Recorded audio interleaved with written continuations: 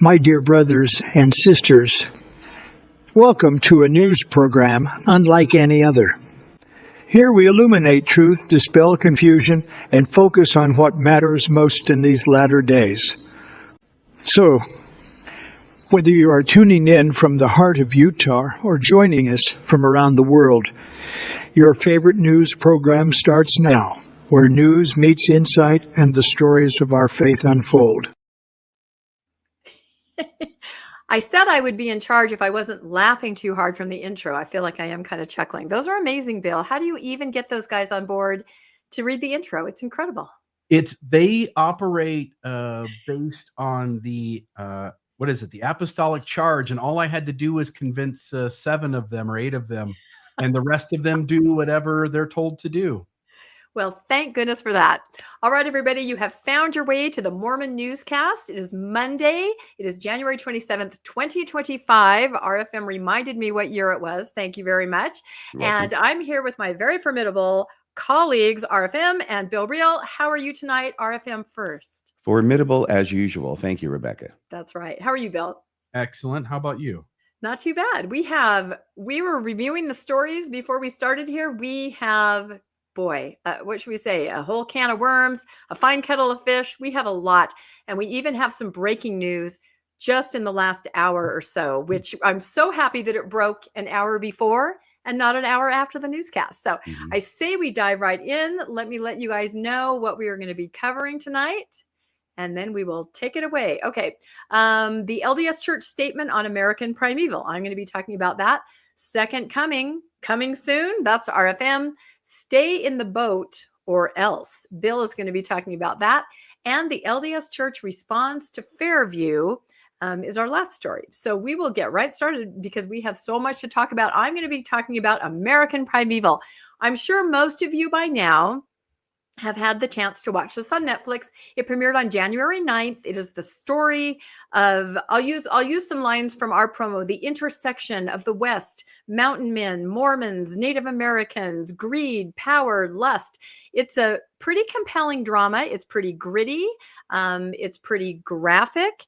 And there are a lot of opinions about this. So before it even came out, and when it was first out, there were lots of headlines that seemed to be concerned with the historicity of the program. What's it going to be like? How will it hold up to the real LDS prophet when they show Brigham Young? Is it going to be historical? They're asking. Is it accurate? They're wondering. And what are the tired tropes of American Primeval get wrong about, Mormonism? So everybody's talking about it. People are blogging about it. People are podcasting about it, all of us included. And then everybody got to take a look at the show, which was interesting.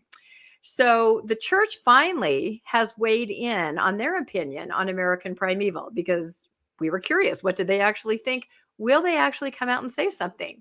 So they put out a statement in the church news. This headline says, Church says American Primeval misrepresents Brigham Young and calls the series dangerously misleading. It also says the LDS Church unloads on American Primeval, calling the inaccuracies and stereotypes dangerously misleading.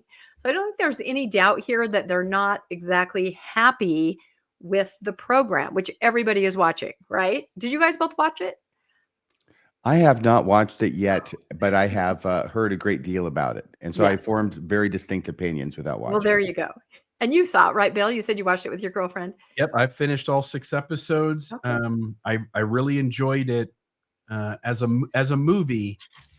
I've got my issues with the history not being perfect, but not all TV shows are meant to be historical dissections. So exactly, and that's how I look at this. It is historical fiction almost, and it didn't capture details that were accurate. I don't think it was really expected to. It was sort of the essence and the tone of the era, and I think it did that very well. And anybody who watches historical dramas, they know that's what it is. You're not going to have, you have to make concessions as far as time and space and place to be able to get your story in.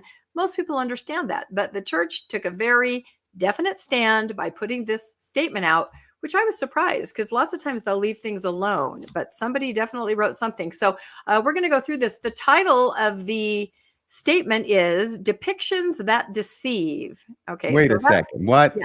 No, I know that right there. Well, But they know what they're talking about when it comes to I, depictions that deceive. I know. I have to say this whole statement, to have the nerve to put this out and say some of these things. I'm just going to try to get through it without scoffing if I can, because I'm trying to be professional. Subtitle: When Historical Fiction Does Harm. Okay. So they're warning people right out of the gate.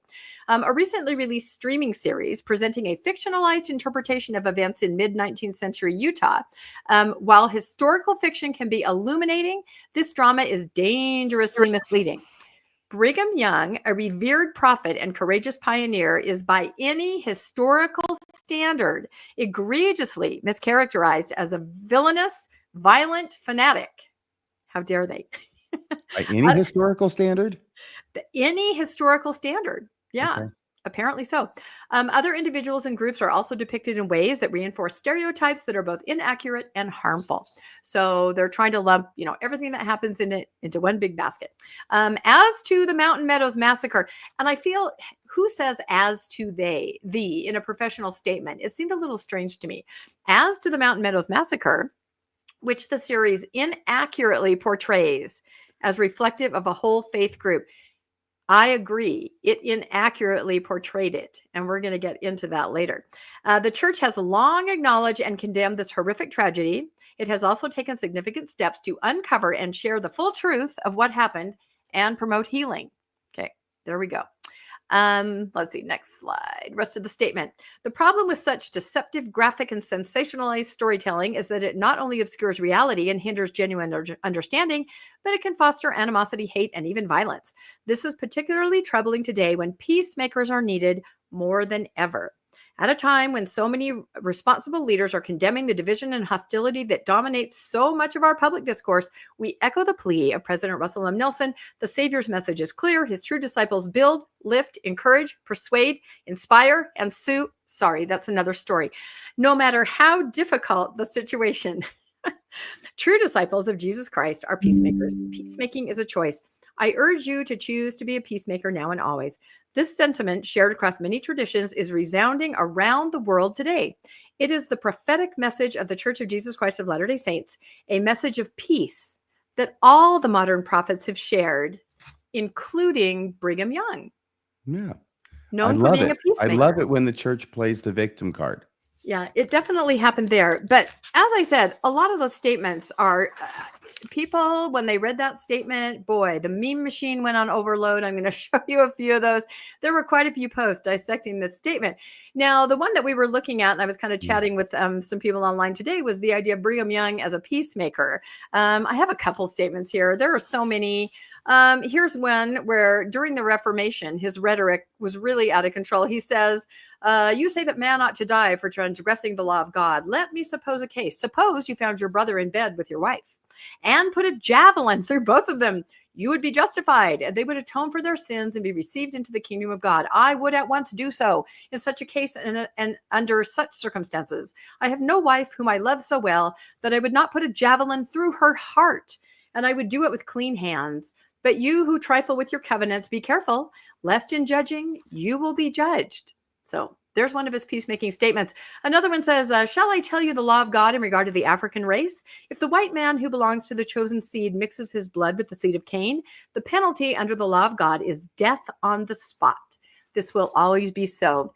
You know, it's a little known historical fact, Rebecca. Tell me. That Brigham Young actually petitioned to have that whole javelin thing included as an Olympic event. Oh my God. Yes. That would be horrible. Anyway, these are, I just couldn't let that slide, that final statement that Brigham Young is a peacemaker, because again, if you've read any of the Reformation rhetoric at the time, which directly leads into the environment that led to the Mountain Meadows massacre, that charged environment, it was that Reformation rhetoric, and it was the idea of blood atonement, which he was preaching during that era.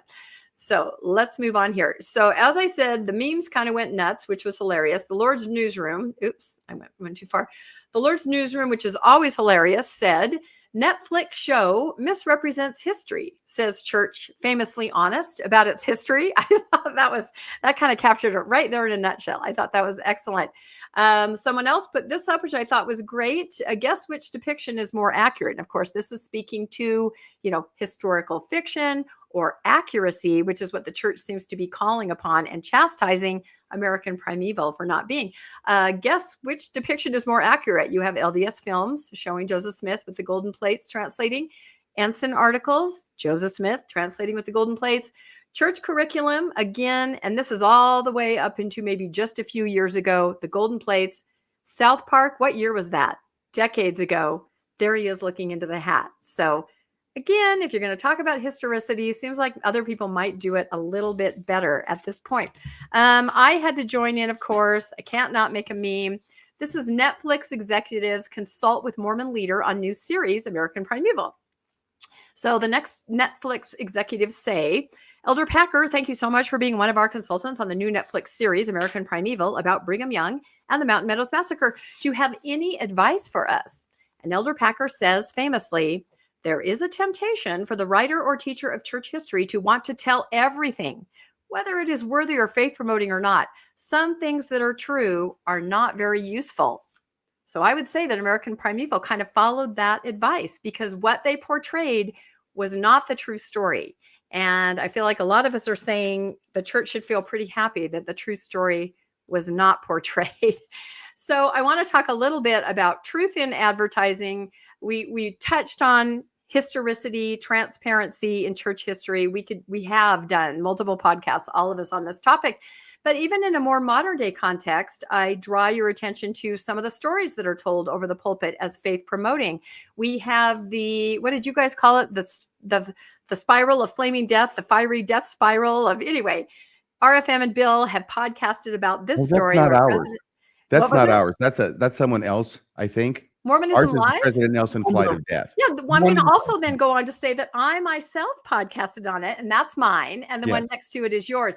But of course, the story where President Nelson, he was on a plane, the engines caught fire. Every time the story is told, it gets bigger and grander and fierier, if I can say that. And of course, a lot of us have dug into this and been able to show that that is not historical. That is not what happens, yet the story has been told over and over. So that's kind of interesting that they would find fault with American Primeval for showing something that isn't quite accurate. Here is, oh my goodness, here is the story. What did you call it, RFM? The incident at Mozambique? Is that what you called it when you talked about it? Yeah. This is a more recent story where President Nelson says in its most recent version that he was at dinner in a mission home. Armed robbers burst in. They knew he was there. They held a gun to his head. They pulled the trigger. It didn't fire. He was spared. This story has been told over and over in faithful sources, the church news, Deseret news, and it gets bigger and bigger and more grandiose every single time. And we've been able to show that, no, this story is not accurate. And I have to point out that this is a prompt for lessons in church this year. This is from November. This is from the church website. It outlines that story again. They are encouraging teachers to tell the version where the gun is placed to the head and the trigger is pulled. It's the best version. Yes, we have debunked this many times, yet here it is in the church news saying, teachers, this is what you need to tell your people that this happened. So again, historical accuracy, history. When you get to the last version, it's usually the best. And now you've got two heavenly beings coming down instead of just one, and they look exactly like each other. That's a good point. That is a very good point. Yeah, everybody takes a lot of license with history. And when it's your religion, that's a problem.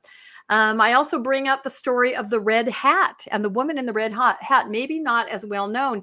In President Nelson's biography, he told a story about a woman who he recognized at a conference, and she was wearing a hat, and he recognized her as someone that he'd given a Book of Mormon to years earlier. And he called her up and said, how many people do you think have been converted because of your conversion? And she said, I had a dream about this. Someone would ask me this question, and I have a list here. I mean, it's an incredible story. Well, some of the granddaughters of this woman, who is a real woman, who really did convert to the church, got wind of this story and had to say to the publishers and to Deseret Book, this is not accurate at all. In fact, they said they were aware that Nelson occasionally would use this story as a faith promoting example, and it appeared in the Ensign, it appeared in his biography on LDS.org. However, in these versions, no mention of Korea, where he said that he gave her the Book of Mormon. Beverly being a nurse, she was not a nurse, or this encounter at a state conference. So again, like the other stories, they just get she never wore bigger a and hat. bigger. And she never wore a hat. No, I Right. don't think this is an actual depiction of the woman. I mean, it No. could be. I don't know. But I really liked that hat. So The way they ended up finding out was that it was being promoted. The book was about to come out, and it was they had a chapter promo. I think it was at LDS Living. So it happened to have that story in the chapter, and that's how the other people found out that that story was included in the book before it came out. right. But it was Somebody so sent close them a to coming screenshot. out, they couldn't. They could not edit it. They just had to yank the whole thing. At least They that's had what to they just did. take it out. Yeah, which thank goodness they did, Mhm. So, but had not the family reached out, that story would have been included. And again, if we think back to that statement, very, very strong words against, not being historical, perhaps embellishing, not showing what's true. But you I know also have, something? I'm yeah, so sorry, Rebecca. no, go ahead. It does make me think, we say, and I would say too, well, thank goodness it wasn't included in the book, right? Yeah. But then I think, should such an unvarnished falsehood be less serious only because by chance it was caught and it wasn't published? I And don't that's think it it. is. I think it's just as bad. It is The just intent as was to bad. publish that. Yep. No, you're absolutely right. It's interesting because the family, a faithful family, said, they were very quick to alert them to their mistake because they didn't want people to ask their grandmother about this scenario and put her in a position where she would have to tarnish the reputation of President Nelson by Yes. saying that never happened. So that's very interesting. And then, of course, not just embellishing stories and making them bigger and bigger with proof that they are getting bigger and bigger, but also what is left out, which of course you guys have covered extensively. The Bonnie Cordon scenario, where she has mentioned several times stories about her grandson passing away. And of course, the darker side is that happened with family around in a hotel.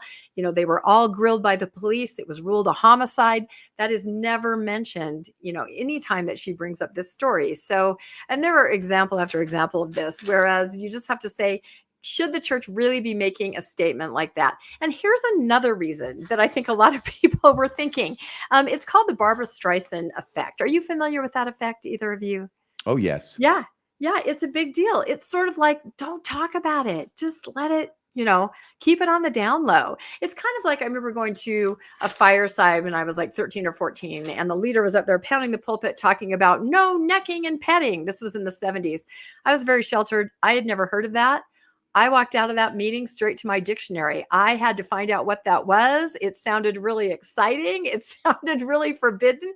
Again, drawing more attention. So the actual definition of the Barbara Streisand effect and why it is called that is it refers to a phenomenon where attempting to suppress or hide information inadvertently leads to a much greater public awareness of that information, essentially backfiring from drawing more attention to it. The term is named after the actress Barbara Streisand, who famously tried to sue a photographer to remove a photo of her house from his website. And in the suit, this caused a huge surge in people viewing the image due to the publicity of the website. It was something like 2 people had viewed it. And once she sued, like 500,000 people had gone to the website to see what she was complaining about. So I think a lot of people are asking the question, LDS Church, do you really want to draw attention to Brigham Young and what he was doing during that era? And more importantly, to the Mountain Meadows Massacre. And what's going to happen when somebody Googles that and then they find out the real story? That's it. And it's not a whew, it's a, oh my God, it's 10 times worse. It is 10 times worse. And that's exactly what we're talking about here. So I came across this post. I thought this was great on Reddit. It said, if American Primeval is historically inaccurate, please tell us what really happened, right? That whole statement just said there were terrible inaccuracies. Mhm. Well, don't leave us hanging. Please tell us, what did they get wrong? So they go on to say, in any other situation, if a person, organization has been misrepresented, they usually defend themselves by stating why the misrepresentation is wrong. And then they back it up with proof. They say that the show is incorrect and it makes them look bad without offering up historical accounts of the event. What is the point? No, that's not how it happened. And that makes us look really bad. But we aren't going to tell you what really happened, because that would make us look even worse. And I think that's what's happening here, which is why everyone was surprised that there was even a statement drawing any kind of, attention to this. So, Rebecca, Yes. That is a rookie error. Who's in charge? That's what I wonder. That's why I question even that paragraph where it says, as to the Mountain Meadows, that just does not sound professional. I don't know who's in charge. It's Okay. very strange. Anyway, so I, like Bill, and you can add anything here that you want, Bill, watched American Primeval, and I was especially interested in the Mountain Meadows Massacre portion because my founding LDS ancestor, that my maiden name is this ancestor's name, he was a shooter and a clubber in the Mountain Meadows Massacre. And I've talked about this before. It's something that I found out when I was working at BYU, cataloging Mormon history books. And I like to look my ancestors up in the back. And horrifyingly, I discovered that he had a major part to play in this incident. So I dug in and I tried to study as much as I could, especially from the older books. Yes. Can I just ask you something? Mm-hmm.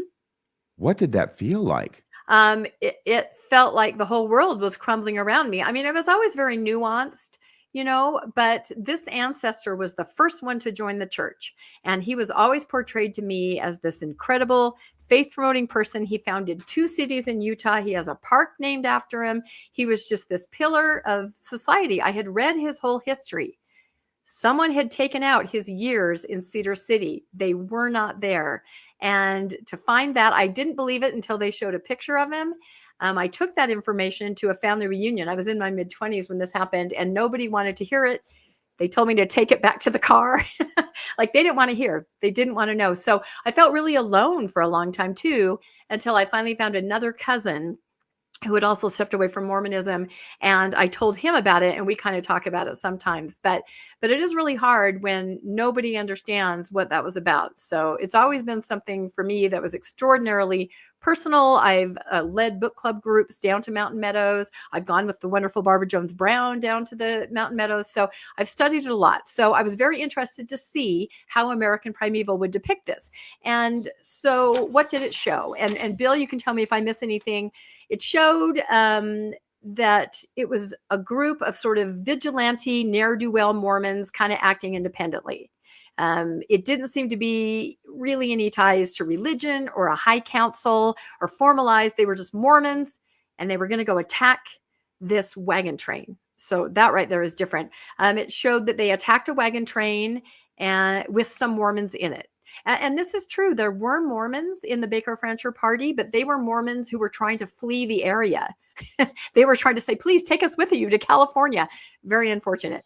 In the American Primeval, it showed that some of the Mormon attackers were killed. Okay, that's not accurate because none of them were. They say it happened near Fort Bridger. It didn't. It happened way down Cedar City area. Of course, that's another device in historical fiction where you put events kind of close together. You can't be going back and forth. You kind of show the essence and the tone of what happened. In the American Primeval version, women were stolen by Native Americans and they were killed. And in this version, Brigham Young was not really aware of what had happened until after the fact. And then he sort of told him, you got to clean up this mess. So is that kind of how you remember it, Bill? Yeah, but let me add a little more. So in GIST, they actually get things right. Now, they're not telling the historical story the right way, but they have the Mormons, this group of Mormons acting independently. That's true. They have Brigham Young sort of being lied to about what happened, that it was blamed the Indians. I think there's possibly some truth to that. Although once Brigham Young did know that it was his people who had committed the crime, even quite late, decades late, 1860 something, he was still blaming the Native Americans for it. Yeah. I just got done going to Mountain Meadows for the first time. RFM, you were there a few years ago, correct? Yes. When you know what really happened, and we've done podcast talking about that story, it is so much worse than what was portrayed in this TV series.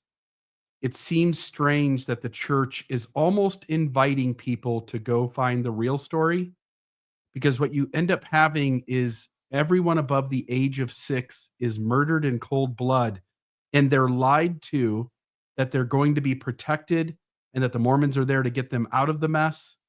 And then the Mormon militiamen take the males from the Baker Fancher party, walk alongside them, and at the given moment, shoot all of them in the head at the same time.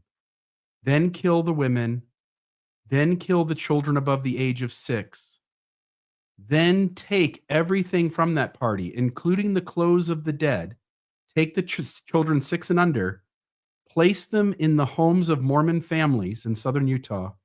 So these kids would have seen the belongings of their party and maybe even the clothing that their parents wore being murdered. And people would have dispersed those things and used them. The story is so much worse than this TV show. They should be grateful that these guys did the show the way they did. Because if it would have just been a TV show about the Mountain Meadows Massacre, that would have been really yucky for the church. Yeah, thank you, Bill. Yeah, that's exactly what we're going to talk about, what really happened. And again, when you know the details, you just can't believe they would even open that Pandora's box, even remotely want somebody to go, I wonder what Mountain Meadows is, and Google it, because you're going to find out quite quickly. And just as I was putting together my list, kind of like what you just said, Bill, of, what really happened, this article came out in the Tribune where they talked to Barbara Brown, and she wrote a book, Vengeance is Mine. We went with her with the book club group down there, and she gave us a whole tour, and she's able to explain, and she's a faithful historian, but she is able to explain this is a horrific moment in history that has been underreported for, over a century, almost 2 centuries. And there's so much more to it. So the article is called The Real Massacre Was So Much More Brutal, American Primeval and the Truth About Mountain Meadows. And we're not going to read through it here, but it's in the Tribune. I would encourage everybody to go look at it. And I will just say really quickly before I get to some of the signage, what Bill described is actually, it's very correct. It's hard to understand. Why did this happen? Was it a random act of violence? What happened? Well, you have to understand the tone of Utah at the time. And I'm not talking about Mormons are scared of Johnson's army. No, that's not it. Who created the violent tone? What? Who created that violent tone that was among them? That's exactly what I'm saying. That's exactly it. And I have some insight from my own ancestor on this and in his part that I'll share a little bit here, just because it's a personal story. This is my grandpa's great grandpa. Okay. And my grandpa's grandpa was an 18-year-old. I don't have confirmation that he was involved, but my grandpa's great grandpa, there's a federal arrest warrant. He was a shooter and clubber. So was another one of his sons. So, they were there, but the tone there is, Brigham Young, a theocracy. He was the prophet. He was the governor. He was the Indian agent. He was completely powerful. The government, President Buchanan, knew that it was a problem. They were sending troops to replace him as the governor. He kind of held westward expansion almost like a mob, you know what I mean? It's like, you want to get through here? He was kind of standing in the way. From his perspective, he was keeping the peace so people could travel through. So when they found out that somebody was coming to replace him, Brigham's young idea was, okay, I'm going to show him what it's like without my protection, right? This is what it's like. So he gave the Native Americans permission to raid wagon trains as they came through, joined by Mormon members down there in Cedar City and around. And so they were doing these raids. They weren't hurting anybody. They were stealing goods. They were taking the cattle. They were taking goods, right? And this is to prove, hey, back east, you call us the Mormon problem. We are keeping the peace. Without us, without me as the governor, all hell's going to break loose. So the Baker-Fancher party, another problem is that throughout the history of the church, this group has been vilified. They killed Parley P. Pratt because they're from Arkansas, they say. The gun that killed Joseph Smith is being carried in one of the wagons. Some of the men that killed Joseph Smith are part of this party, right? Vilified to justify. They're poisoning. They're putting poison in the water hole. They're poisoning the stuff. This is all invented after the fact to try to justify what happened. This was a fine, upstanding group of extremely wealthy people who had gone back and forth on this trek to California, moving their cattle herds. Think Yellowstone. It's like the upper echelon of society in Arkansas. These guys were wealthy. They had a wagon full of gold. They had thousands of cattle, and they were traveling through. So what happens? They're raided, right? It's supposed to just be a normal little raid. It goes wrong. Somebody's killed. The people in the Baker-Fancher party recognize that it's not just Native Americans. There are some white men here. And much like viewing a mob hit by accident, you're at a gas station, you see a mob hit, what happens to you? You're a liability. They have to get rid of you. And this is what happened. So there were a few more skirmishes. Others were killed. The Baker-Fancher party. And again, I'm telling this, very loosely, details, kind of like an outline. They circle the wagons. They hunker down. They're defending themselves. Now we go to the High Council. This is where my relative comes in. He's on the High Council, and they're talking about this. They are the leaders of the church in the area, and they are the militia. Okay. No question that the people who perpetrated this were the church leaders. So my ancestor's on the High Council. He's there with David B. Haight, and they're all talking about it. And my ancestor stands up and says, I think they have to die. They have to die because they're going to go to California and they're going to tell everybody it's not pleasant, but they have to die. So they decide to write a letter to Brigham Young asking what to do. The fact that they have to write a letter tells you what Bill said. The climate there is such that the answer could be yes. Don't you think? Just the fact that they wrote that letter tells you that they expected the answer could be yes or no. Letter doesn't get there in time. There's a whole bunch of details there that you can look up if you want. Bottom line is the wagon train, they don't have food. They don't have water. They're suffering. The militia, the High Council comes up with the plan, just like Bill said, we're going to wave the white flag and we're going to walk them out. And that's exactly what they did. The Baker Fancher Party did not want to go with them. They didn't trust it, but they had no choice. Their babies were starving. The kids were starving. There was no water. They'd been holed up from the 7th to the 11th. This happens on September 11th. I don't know if a lot of people realize that, 1857. So as Bill said, the High Council, dressed in their militia and other church leaders, march out there. They send the women and children ahead in wagons. They march the men out one by one, and on a command, they each turn to the man next to them and they execute them. And it is an execution. Mark my words on this. And again, if any Netflix executive is listening right now, this is a story that somebody ought to tell. I've never seen it told in the way it should be. The women and children, of course, jump out of the wagons. They go running back to find out what happened to their men. That's where my ancestor came in. He was on horseback on a ridge. He came riding down with others, and they shot and clubbed and killed the rest of the people to make sure that nobody would say anything except for the babies. Then they took all of the possessions. Like Bill said, my ancestor was in charge of rebranding all the cattle with the church's stamp, right?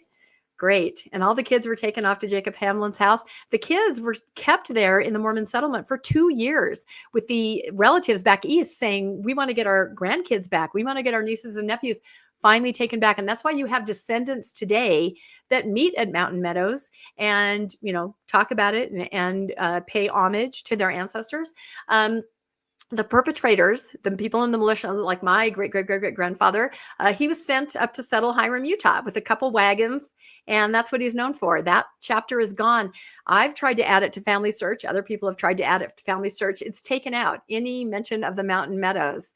And it's just the people, eventually it was John D. Lee, as we all know, whose blessings were restored after he was convicted and executed. So it's quite the story. And I just rehearse it to let Netflix know, because I'm sure that a lot of Netflix executives are watching our show right now.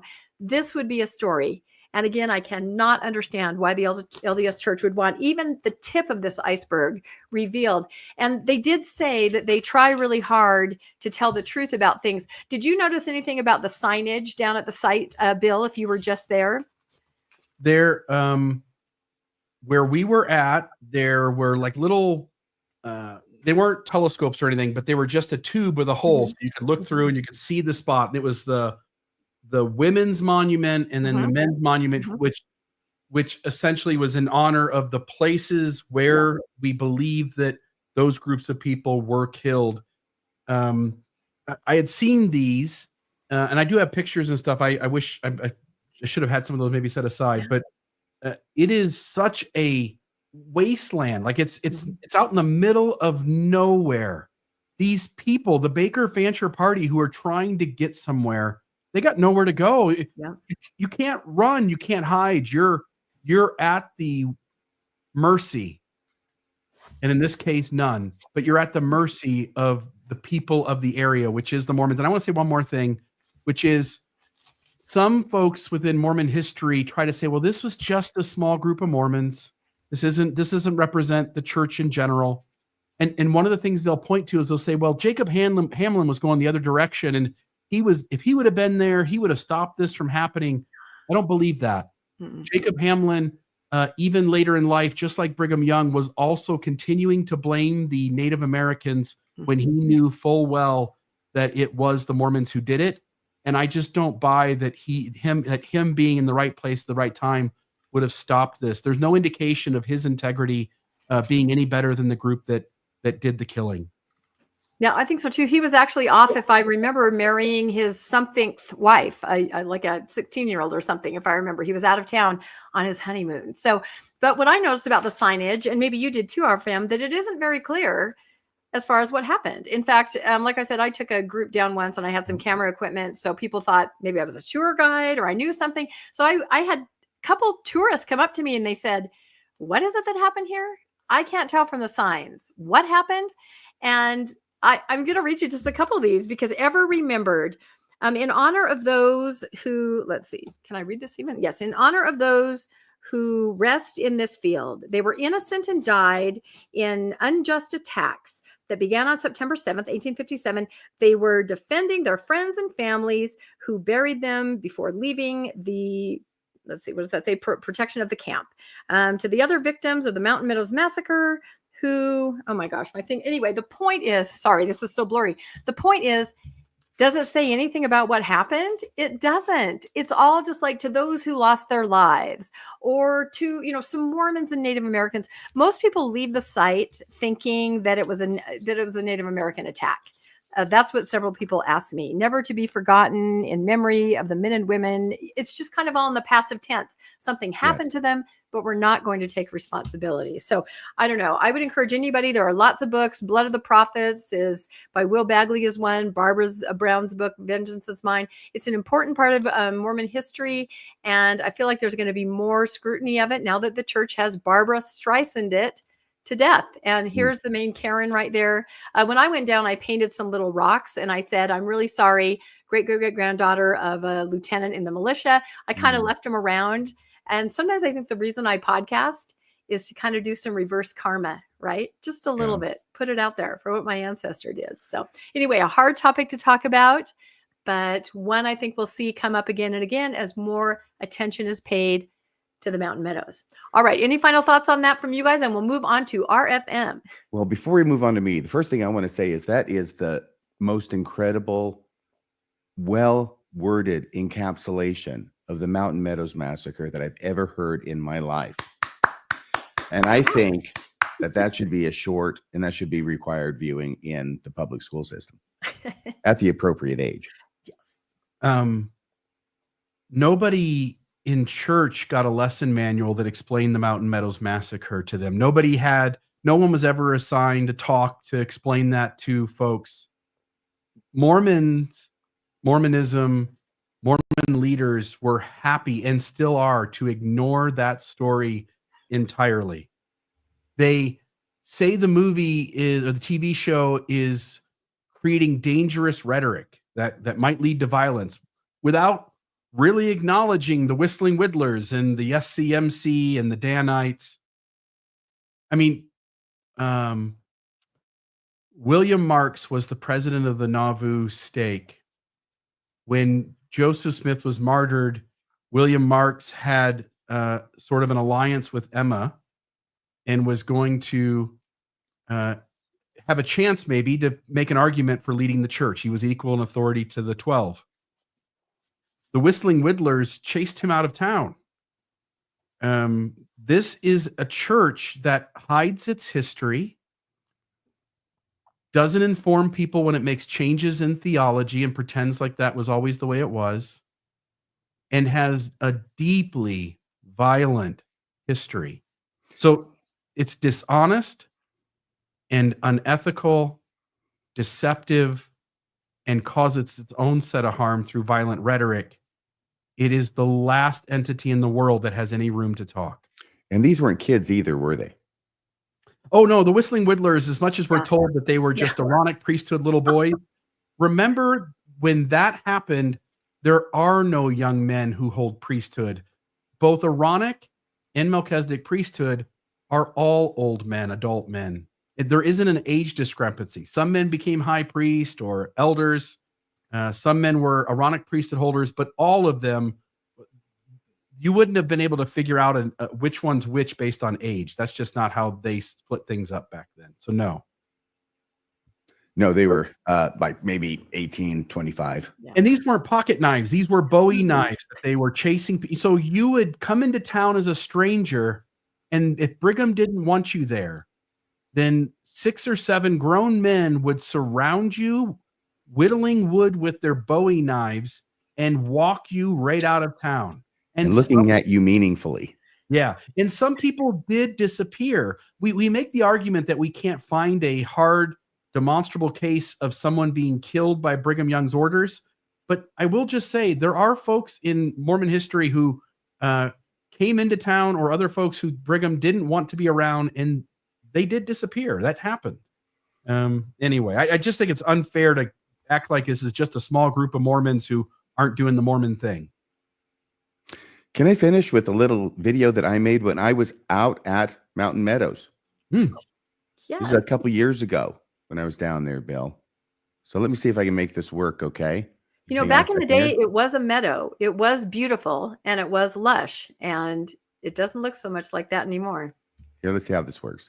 In the valley below, between September 7th and September 11th, 1857, a company of more than 120 Arkansas immigrants were massacred by Mormons who had enlisted some Paiute Indians to help them with their deed. This is where it happened, September 11th, 1857, the Mountain Meadows Massacre.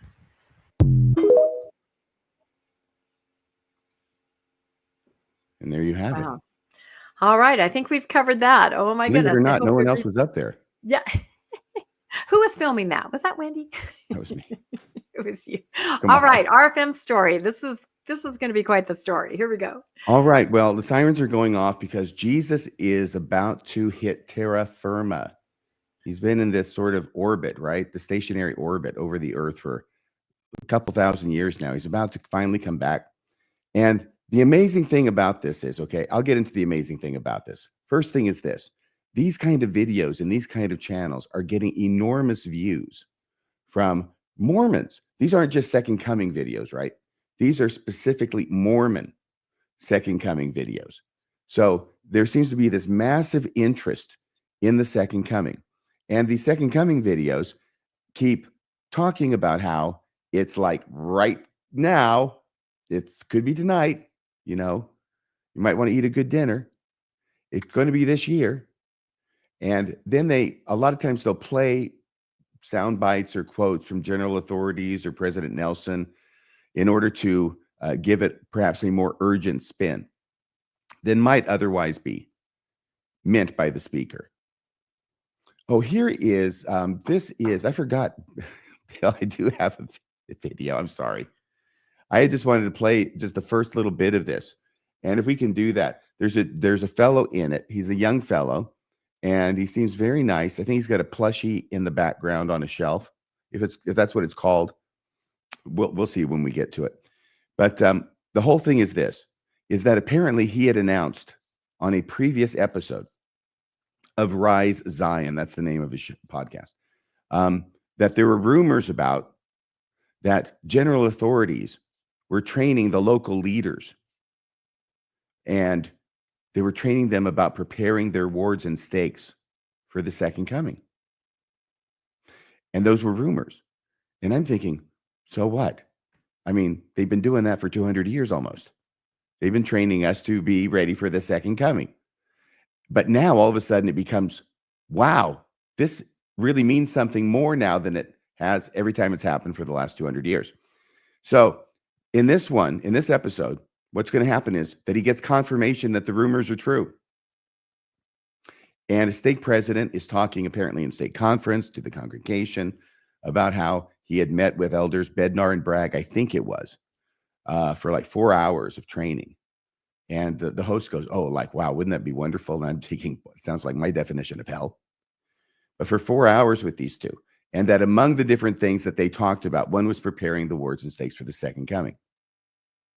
And it's just like, holy cow. And now I'm sure there's over 50,000 people that have watched this. I think it was released it was over the weekend, a day, maybe 2 ago now. It might have been on Saturday. You have this ready now, Bill? You are the best. Thank you. I'm sorry I caught you flat-footed like that. Okay. This is just like the first 3 minutes or so. All right. Hello, everyone, and welcome to Rise Zion. My name is Seth. Gee. I hope you're all having a really fantastic Saturday. Okay, so I have some really, really great news for all of you guys, some really exciting news. And this episode might be one of the most exciting episodes that I've ever done. Might be one of the most important. I don't want to oversell this episode. It's going to be very short, but it is very exciting. So stick around. This episode has to do with the rumors that I've been hearing, and I posted a video about that last Saturday. Last Saturday, we talked about the church's new Second Coming post that they put out on their YouTube channel, it was basically just a reiteration of President Nelson's talk from General Conference about the Second Coming. And it just really highlighted to me the reality that the church is heavily emphasizing the Second Coming for this year, and along with the gathering of Israel. Now, they haven't given us a timeline for that, but it just seems like this year they are really dedicating their message to the Second Coming. It's going to be this year. To be aware of. Now, I also mentioned that's actually enough, Bill. This video, I don't want to take too much of his video. It's only 10 minutes long, and it does go along the lines of what I talked about. So you Rise Zion, you see what it looks like. Go check it out for yourself. 50,000 people already have. Did you notice that Jesus looks like Chris Christopherson? I mean, look at him. Chris Christopherson, Jesus. Okay, that's an old reference. A Star is Born, right? Barbara Streisand. But still, look at that. I mean, look at that. Chris Christopherson was in Trancers. Trancers 1, Trancers 2. You guys probably don't remember Trancers. It was a great cult favorite back in like the early 80s, I think. So I don't, but he was in Blade. Yeah. He was in Blade, wasn't he? It's a tangent. I just had to bring up. Okay, never mind. GQ Jesus, the flowing hair. He's always coming back. He's just a gorgeous, hunky Jesus. Well, we finally got to vampire killers, because that's what we're going to need when Jesus comes back. Here we go. Next one. Oh, okay. Now here's the thing. The thing about this is there seems to be this huge rush of enthusiasm about these videos among Latter-day Saints. And in order to understand this, I wanted to put it in context historically. Now, I'm not going to hit everything historically. This is my perspective of things since I joined the church and got back from my mission as I've been making my way through this last days kind of stuff. But I know there's a lot of prepper movement stuff that's been going on for quite a while, which I think is associated with Second Coming. And I have no idea, by the way, if these individuals, and there are a number of them who have podcasts like this, and we'll see a few of those. I don't know if they're preppers or prepper adjacent or anything like that, where if it's completely independent. But I wouldn't be surprised if there was some crossover. So here is the first prophecy, prediction. Because when it comes to Mormons and the Second Coming, there are two lines of thought that happen with two different prophecies. And the first one is section 84. It's given in September of 1832. It has to do with the temple, Jackson County. I think we all know this, right? Talking about the city of New Jerusalem, which city shall be built. And then verse 4, verily this is the word of the Lord, that the city New Jerusalem shall be built by the gathering of the saints, beginning at this place, even the place of the temple, which temple shall be reared in this generation. Okay, so a generation has come and gone. There's no temple there. We know where the plot of ground is. The temple lot, right? We know where it is, but there's no temple there. It would seem like a generation has gone by. Now, by the way, as a former apologist, I know all the ways to respond to this. It might look like this is a false prophecy, a prediction that did not come true, a prediction made in the name of the word of the Lord in Scripture, presented as a revelation of Jesus Christ, but it didn't come true. And the way you start doing, you just start monkeying with generation, right? And all of a sudden, generation doesn't mean the normal meaning, which is like 20 years until a new generation comes. That could be 20 or 25 years. It becomes the lifetime of a person. And then when that is exceeded, which it has been here, obviously, I mean, it's almost 190 years ago, right? No, it's closer than that. Wow, it's almost 200 years ago. So obviously, the people who were alive then, when this was given, have expired. and the generation after that as well. So that's not working anymore. So now generation just has to be something that's completely generalized, and it can be as big as you want it to be or need it to be. It essentially becomes meaningless, which is the point. Oh, yep. There it is. Now, this book intruded itself on my happiness in this regard as a member of the church, because I read this book in 1985. Orson Pratt, smart guy. Think what you want about him. He's a smart guy. He was a member of the church. He was in the quorum of the 12 apostles.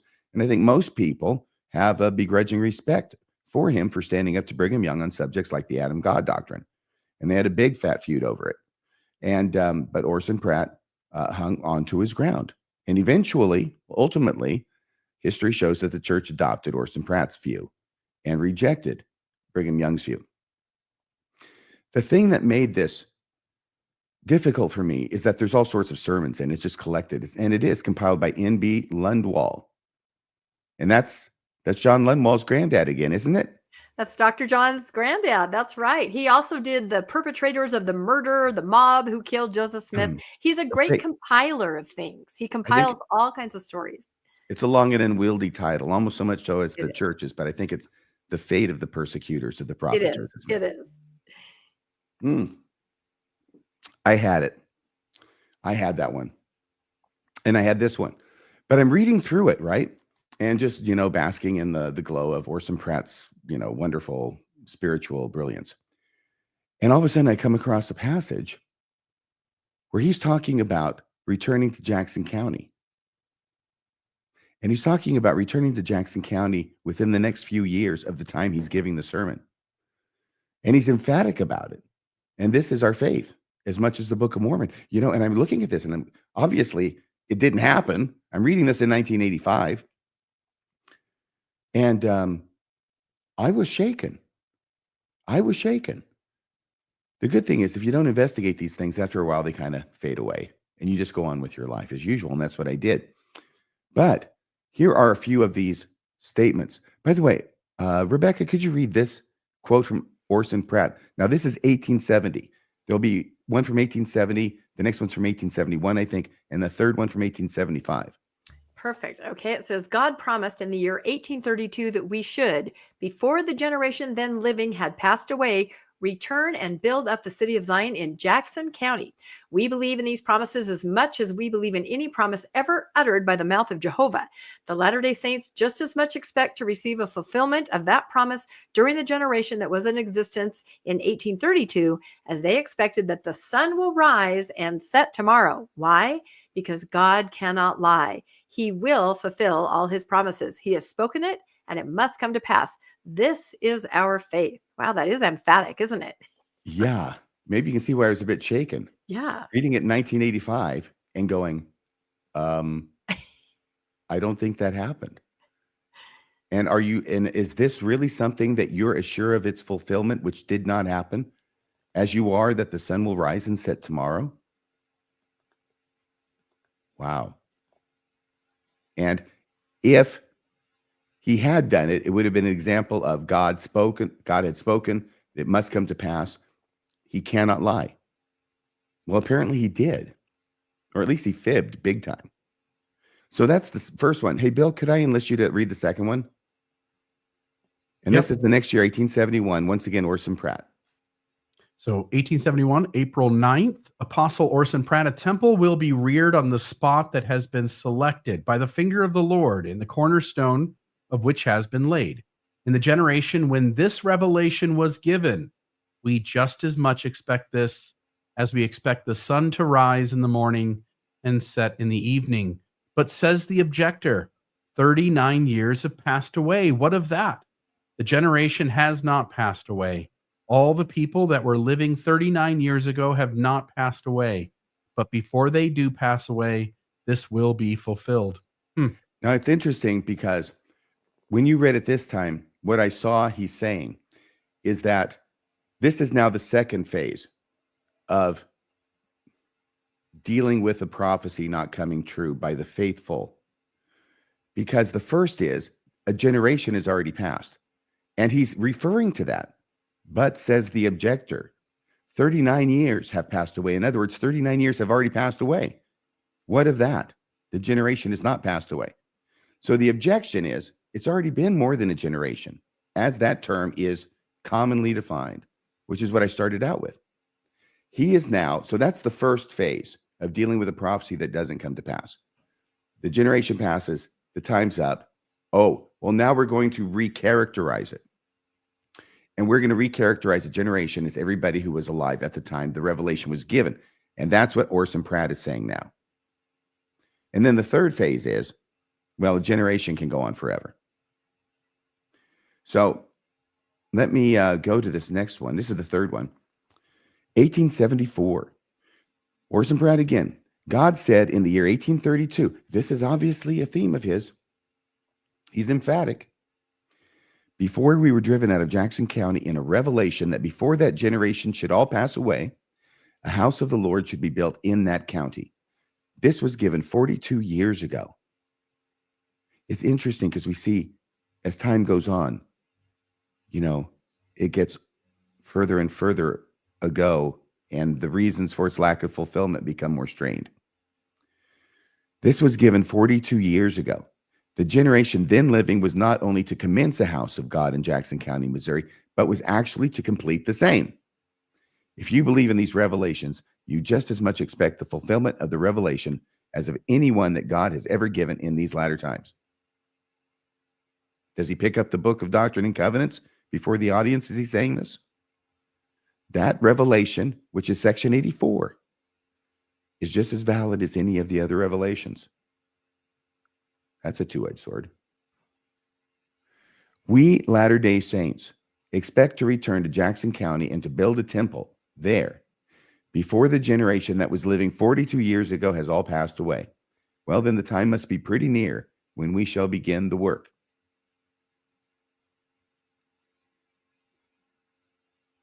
In spite of apologetic responses that were developed later by the church, church leaders at the time believed those prophecies literally. Even though this is the second phase, at least it still has some kind of definitory power, right, on a generation, instead of something that could just go forever, like calling the dispensation of the fullness of times its own generation. Now, any comments from you, Bill, or you, Rebecca? No, I'm just glad you pulled those quotes out because it's so interesting to show that they were so fervent in their belief, just like today. So kind of do the math on that a little bit. It really helps to put things in perspective. That's a really good point. This we can look back on and see that Orson Pratt was very much mistaken in his beliefs, even though he said he knew it as much as he knew anything else about the church. Is it possible that there are apostles today who are saying the same kind of thing? And they believe it to be true, but they're completely wrong. Just as wrong as Orson Pratt was. Now, this is the second prophecy. You note that the temple built in this generation prophecy from section 84 goes hand in hand with another prophecy, which was recorded that Joseph Smith made. And it's his 85-year prophecy. That's also in the scriptures in a different place. We find one version of it. Here's the 85-year prophecy that Jesus could come by 1890. And I say could because in this version of the prophecy, it says should, not will.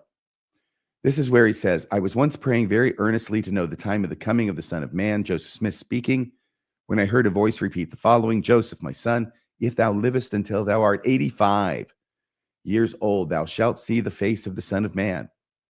Therefore, let this suffice, and trouble me no more on this matter. I was left thus without being able to decide whether this coming referred to the beginning of the millennium or to some previous appearing, or whether I should die and thus see his face. He concludes by saying, I believe the coming of the Son of Man will not be any sooner than that time. And that was April 2nd, 1843. I'm reading this now, and that God, that Mormon God, he's kind of a trickster God, isn't he? He never really outgrew the old treasure guardian phase. You can take the guard out of the treasure guardian, but you can't take the treasure guardian out of the God. That's just funny. Yeah. So call him back, Joseph. Ask him for clarification. Okay. But 85 years old, this is in section 130, verse 14 through 17. Now, here's the other version of that. And it's not this, the part that got canonized. That was 1843. This is 1835 now. So it appears that Joseph Smith had this idea at least since 1835. And this may have been what he was talking about when he says, I was once praying on the subject. So this is February 14th, 1835, the history of the church. Specific reference to Joseph Smith's sermon states, it was the will of God that those who went to Zion, Missouri, with the determination to lay down their lives, if necessary, should be ordained to the ministry and go forth to prune the vineyard for the last time, or the coming of the Lord, which was nigh. Even 56 years should wind up the scene. Okay. So 1835, you had 65 years, you get 1891. Yeah, if you want to go from that exact day, it's February 14th, 1891 is when the coming of the Lord would be, according to this understanding. Even though it still says should wind up the scene, right? There's still that qualification there. And once again, as an apologist, I knew the ways to explain this because there's qualifiers on all of them. But the thing that's surprising, once again, was that leaders at the time, 1890, 1891, they believed it was a hard and fast prophecy. I don't know how that came to be, but it did. And here's a couple of examples, okay? Here's an Oliver B. Huntington statement from 1875, where he writes, on the 14th of February, 1835, note the date, Joseph Smith said that God had revealed to him that the coming of Christ would be within 56 years, which being added to 1835 shows that before 1891 and the 14th of February, the Savior of the world would make his appearance again upon the earth, and the winding up scene take place. And I think that is the main part of that I want to read. I do want to note that I got this information from the FAIR website, where they're trying to respond to these. And I tried to make sure that any corrections were made that they were calling into question. I think this is from the God Makers, is where these quotes were originally taken from. But that it is important to note, as they note there, that since Huntington says, this last line from his journal does say that taken from 1891 would reduce the time to 1881. He says that Joseph once said, if they shed my blood, it shall shorten the work 10 years. Well, if that's the case, it's not 1891, it's 1881, right? And he's writing this in 1875. So then he says that the 10 years taken from 1891 would reduce the time to 1881, which, if the true time within which the Savior should come, much must be crowded into 6 years, because that's only 6 years away. Whew. Also, in February 1835, Huntington was either 9 or 11 years old, and his family apparently did not join the church until 1835 in Missouri. And it wasn't until 1836 that they moved to Kirtland, Ohio, which is where Joseph Smith was when this was quoted. So that casts some question about it as well. Okay? And if that were the only one, but it's not. Moses Thatcher says in 1886, all right, so this is 5 years away. He says, it is my belief that the time of our deliverance will be within 5 years. The time indicated by Joseph Smith's prophecy will be February 14th, 1891. And that's from the Abraham H. Cannon Journal, quoted in Dialogue, a Journal of Mormon Thought. Now, I think what happened at this point, even though, look, I haven't done a whole lot of research on this, but I suspect there's a story here. That's the reporter in me. That there was a great disappointment that occurred when Jesus did not show up.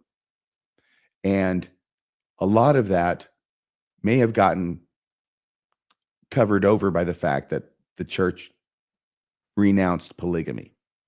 And I put that in air quotes. that they renounced polygamy in 1890. And that was in the October General Conference, I believe. So this is happening right at the same time. And that was big news, bigger news. There were bigger fish to fry, perhaps. But I'm going to suggest that there was a very great disappointment that occurred when Jesus didn't show up the way that people thought he was going to. Regardless of how Joseph Smith couched it, it got thought that he was really going to be coming. With these two prophecies that kind of go together. One says the year when Joseph Smith is 85 years old. Well, he's born December 23rd. So he doesn't turn 85. He wouldn't have turned 85 until December 23rd, the very end of the year in 1890. So he basically would have been the entirety of 1891 when Joseph Smith would have been 85.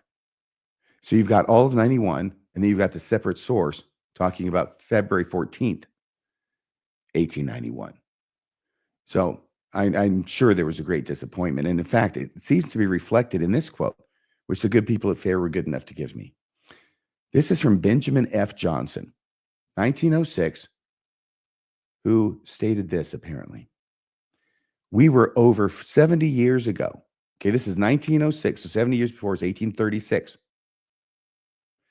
We were over 70 years ago taught by our leaders to believe that the coming of Christ and the millennial reign was much nearer than we believe it to be now. I'm going to read that again, okay?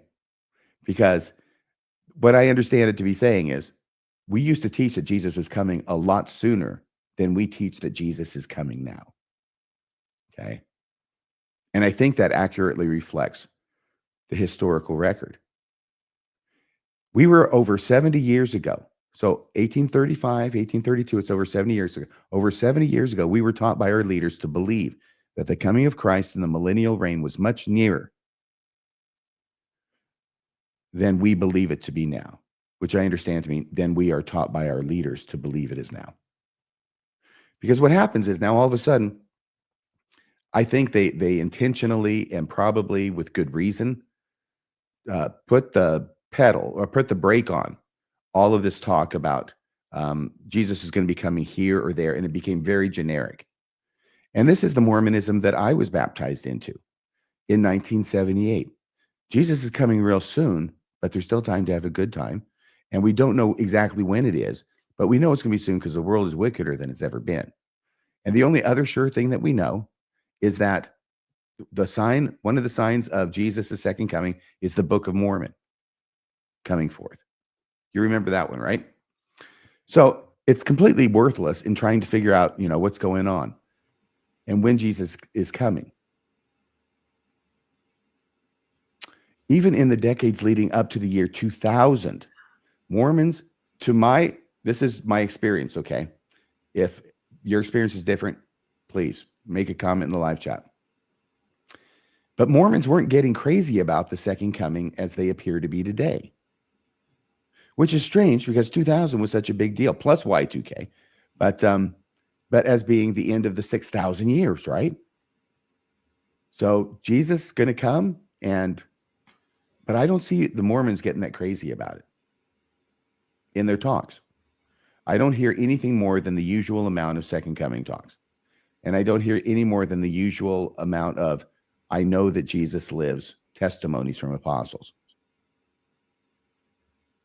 I got this book in the early 1980s because I wanted to know what the church taught about the signs of the times.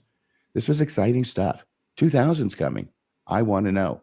And the evangelicals, I'm in Austin, Texas. I'm surrounded by them. They know all the details. They got all the scriptures.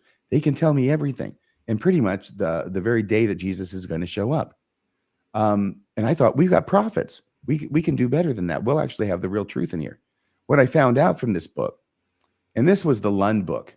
Yeah, you see, that's the Gerald in Lund. The other one was Lundstrom. This is just like nothing. He quotes a lot of things, but it ends up being a big, fat nothing, and it didn't have any detail in it, and it was quite unsatisfying. But it was the only thing I could get my hands on. Once again, I'm in Austin, Texas. So as I said, nothing solid in this book except for the usual Sunday school expositions that the second coming is soon And it started with the coming forth of the Book of Mormon. Now then in 1989, I started reading this trilogy. Have you ever seen this, Bill?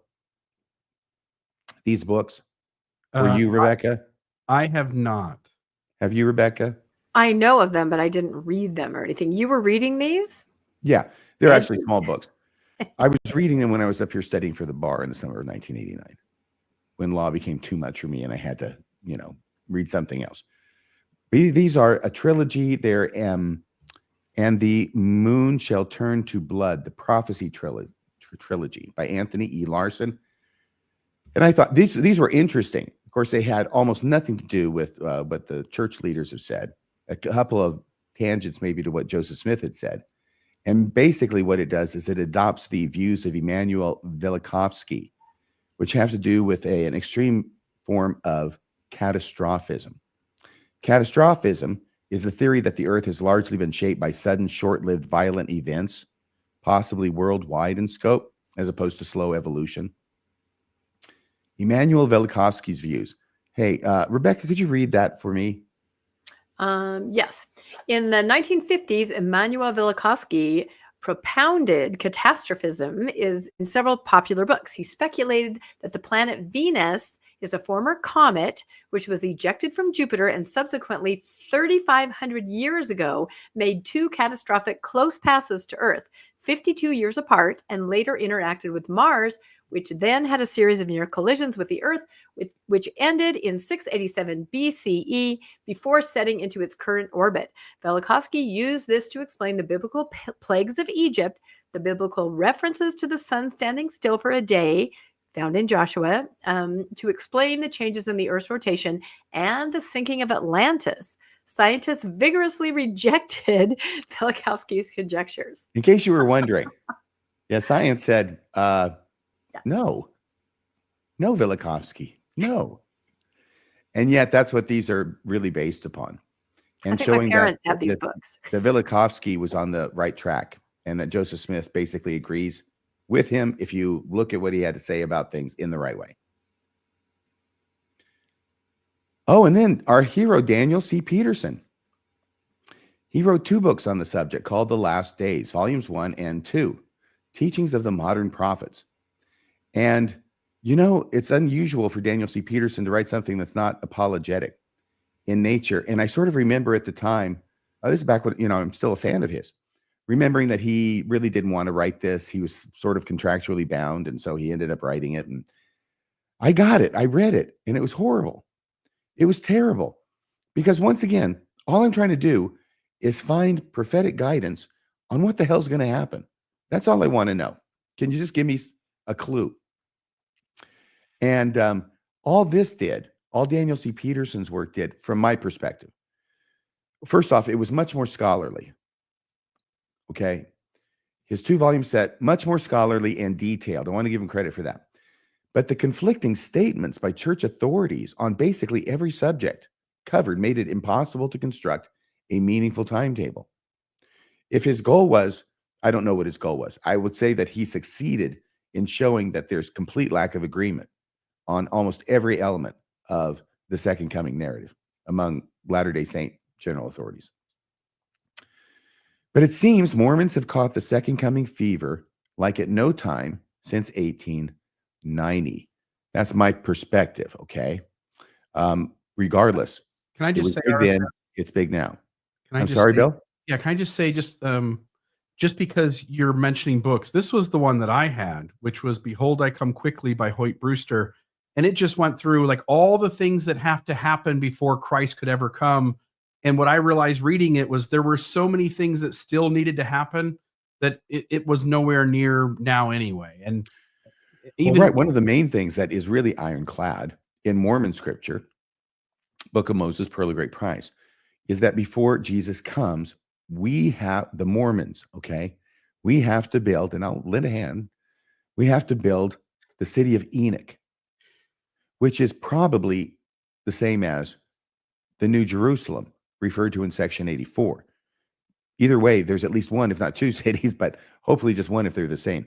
But the LDS have to build the city in New Jerusalem in Jackson County, Missouri. Because even after they were run out, the Lord said in a later revelation that Zion cannot be moved. That's where it has to be. And it has to be built within a city. And all that has to happen before Jesus comes again. And that seemed to be some kind of a buffer. But I don't know if this has been addressed in any of these multitudinous videos by the second coming people who are doing it for the Mormon audience.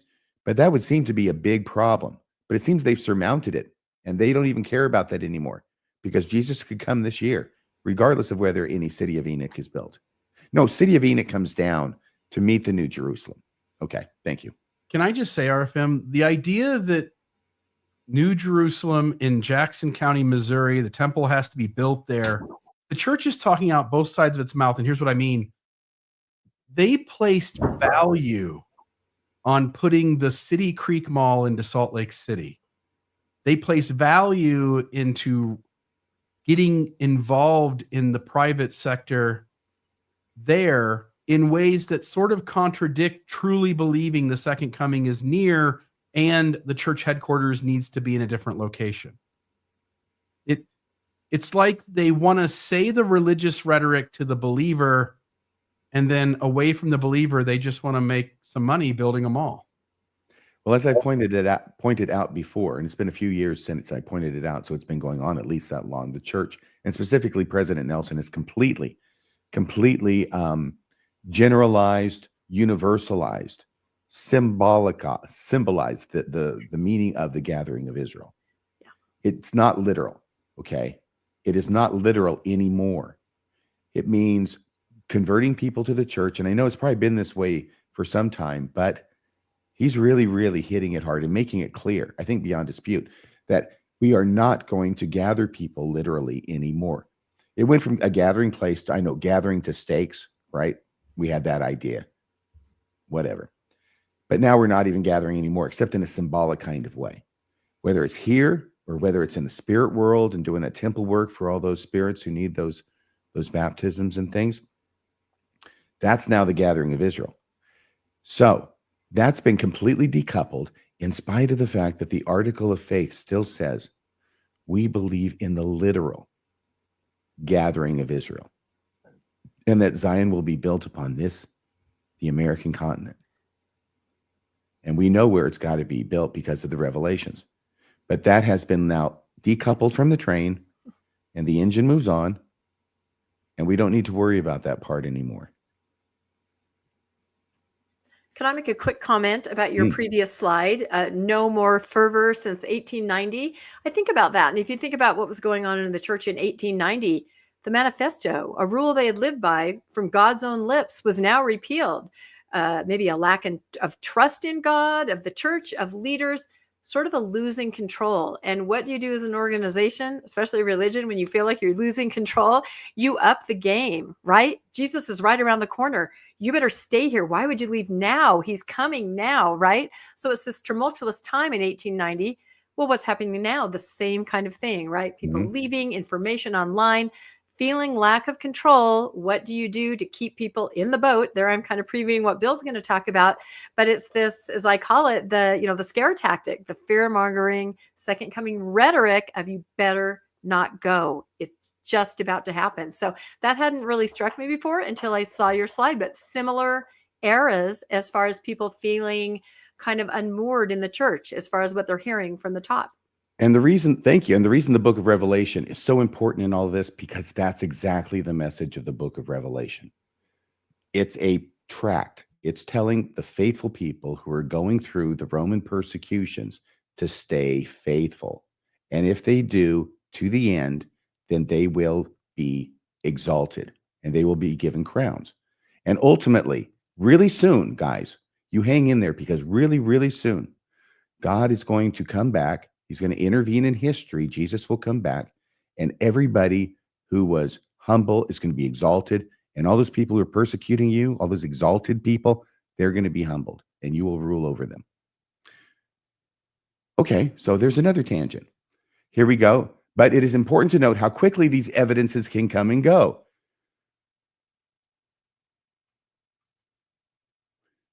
Remember Chief Midiga? Do you remember our friend, Chief Midiga? So here's the deal with Chief Midiga. He was a big deal on the Mormon circuit.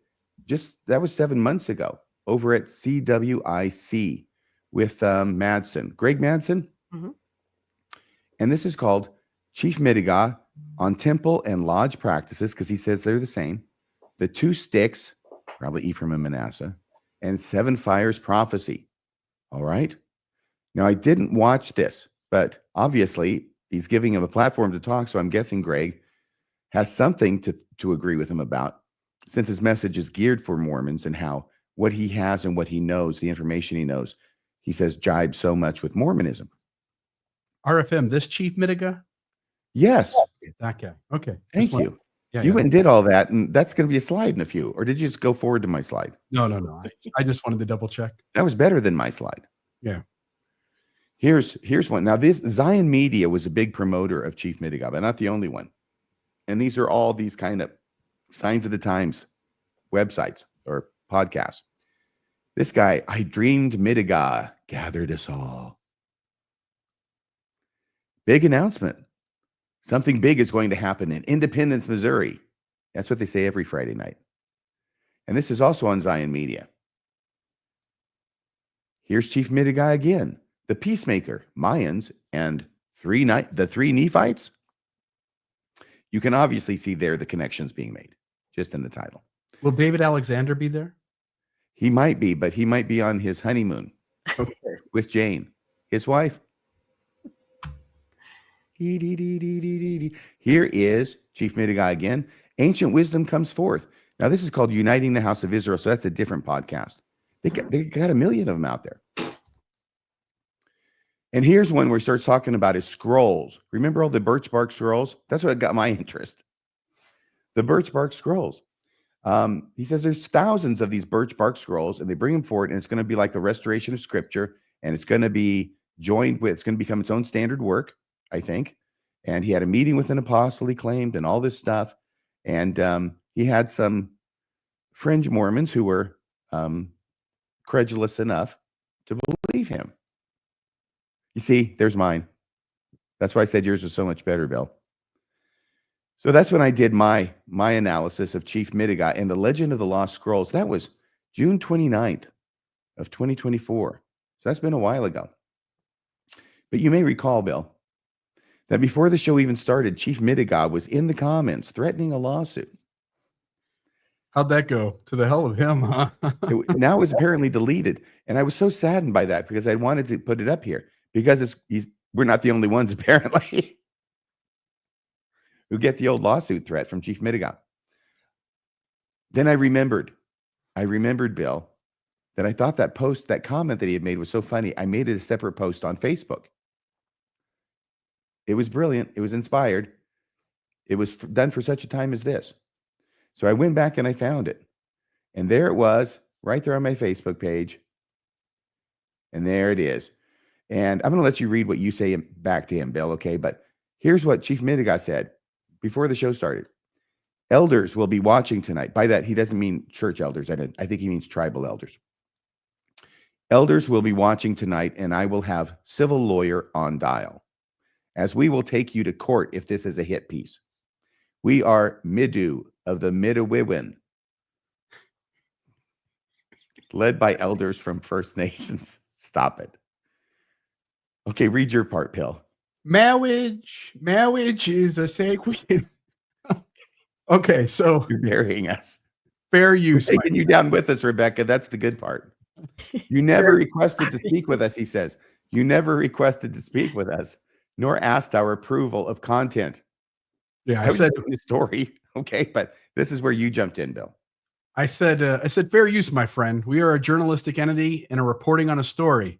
We're also creating comprehensively new content by using it. You wouldn't be the first person, Rick Bennett, we were in a fair use disagreement with. So won't be the last one either. I thought it was very well worded, Bill. Yeah, go. In other words, go pound dirt. And it wasn't a hit piece at all. My gosh. I'm just trying to track what's going on with him because he's become such a source of interest by so many fringe Mormons. Okay. Oh, no. Wait a second. What happened? Breaking news. Well, that's Steve Pinecker. Do you know Steve Pinecker, Rebecca? I do know Steve Pinecker, and he Is it true does he break a discovered lot you? of news. Is it true he discovered you? It's up for debate. I feel like I discovered him. We discovered each other. Oh, that's really nice. Yeah. Oh, I used her. She used me. All right. So anyway, I love Steve. breaking news. Chief Madigan talks baptism. This is from yesterday over on Mormon Book Reviews. He got baptized. The bad news is, oh no, wrong church. He's a bicker tonight. Wah, wah. Apparently, he'd already claimed to be LDS, but now he's a bicker tonight, which means he's not LDS anymore. I think that's kind of like out the door as soon as you get baptized into another religion.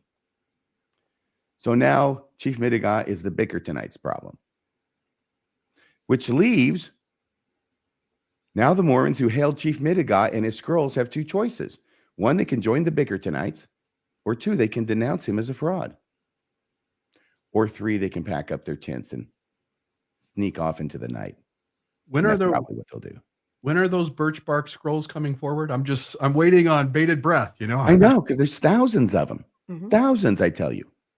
Well, here's the deal. Here's this guy. Now, he's got this podcast called Rise Zion. And there is he started hitting some red flags. He was one of these individuals who wanted to give him, what? This is the guy from earlier. It isn't. Well, Yeah. earlier? Yes. I'm sorry. Yes, this is the same fellow. I apologize. Yep. But 2 months ago, he had given him, I guess, grace. He was willing to be credulous until it became impossible for him to believe this anymore.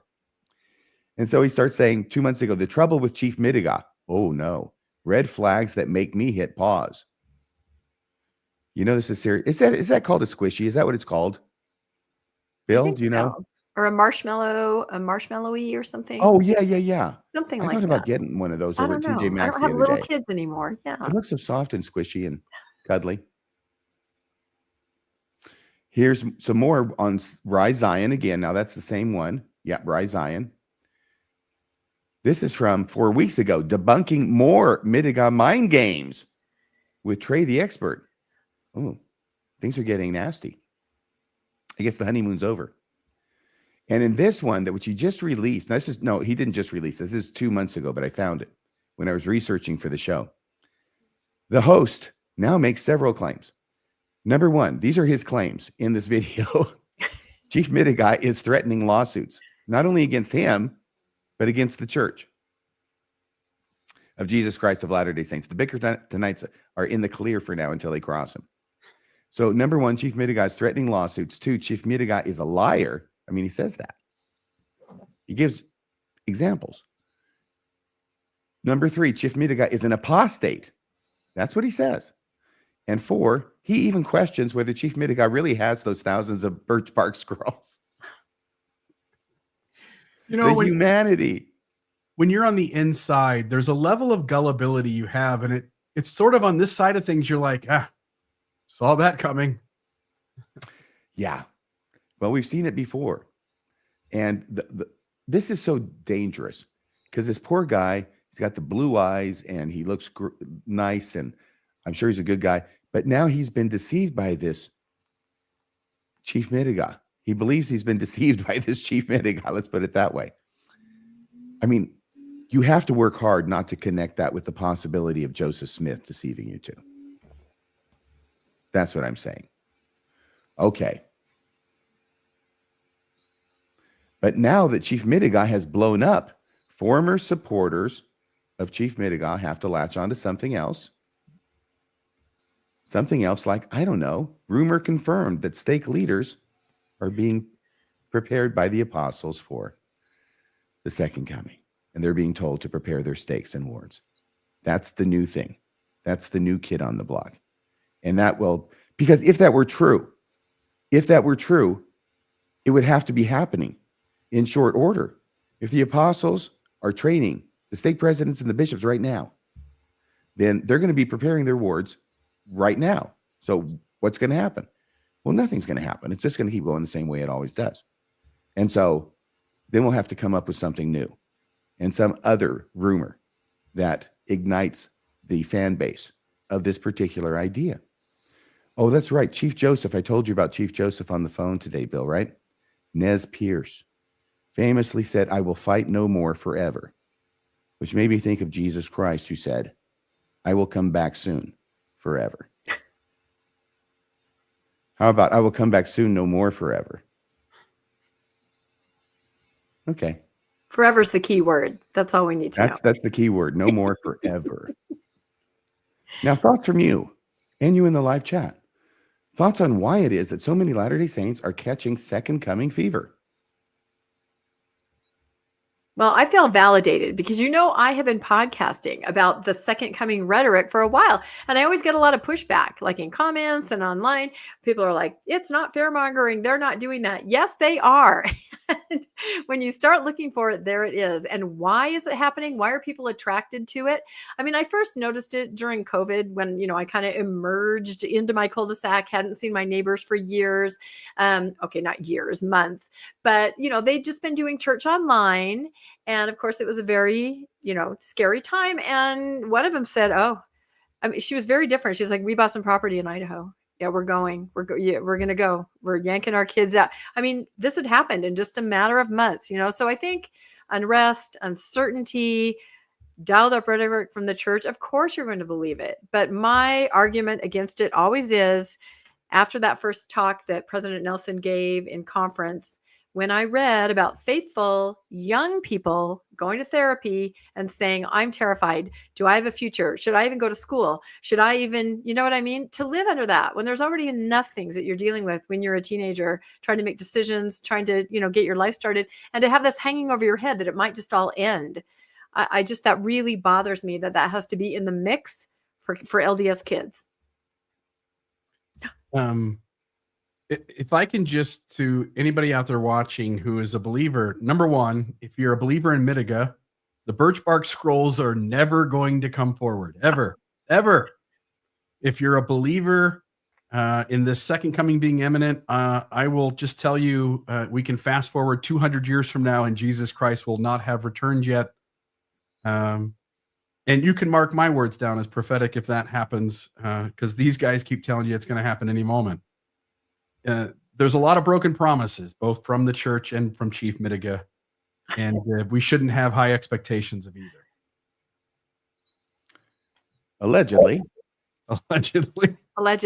Everybody say it. I just want to make a record that the views of Bill Brill are not necessarily the views of Radio Free Mormon.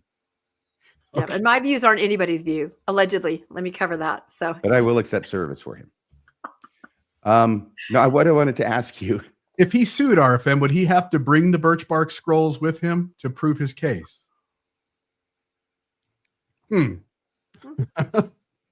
Anyway, go ahead. I wanted to ask Rebecca for your opinion, because you've studied this. Do you feel that the second coming rhetoric is stronger now than it has been in past decades? I do. I actually do. And I think it's I think people are more willing to make these kinds of statements. And I think they're making these statements, and I'm talking about leaders, bishops, stake presidents, area reps. They're making these statements because it makes people enthralled with them. And the statements that they make are kind of vague, and they leave room for you to kind of fill it in on your own. So they say things like, I know things I can't say right now, but we all need to get ready. Right. And that makes the typical person on the pew just go, "I've got goosebumps. Something's happening." Again, it's a way to maintain control and also put some of the mystery back into things. Right. I mean, to make this, otherworldliness. And I agree with you, RFM. I mean, I was in my mid-30s in the year 2000. There was not a lot of rhetoric. I mean, there was Y2K. We thought everything might fall apart and robots might take over. But as far as rhetoric about this is, Christ coming back, no, that really wasn't there. And you would have thought that it would be.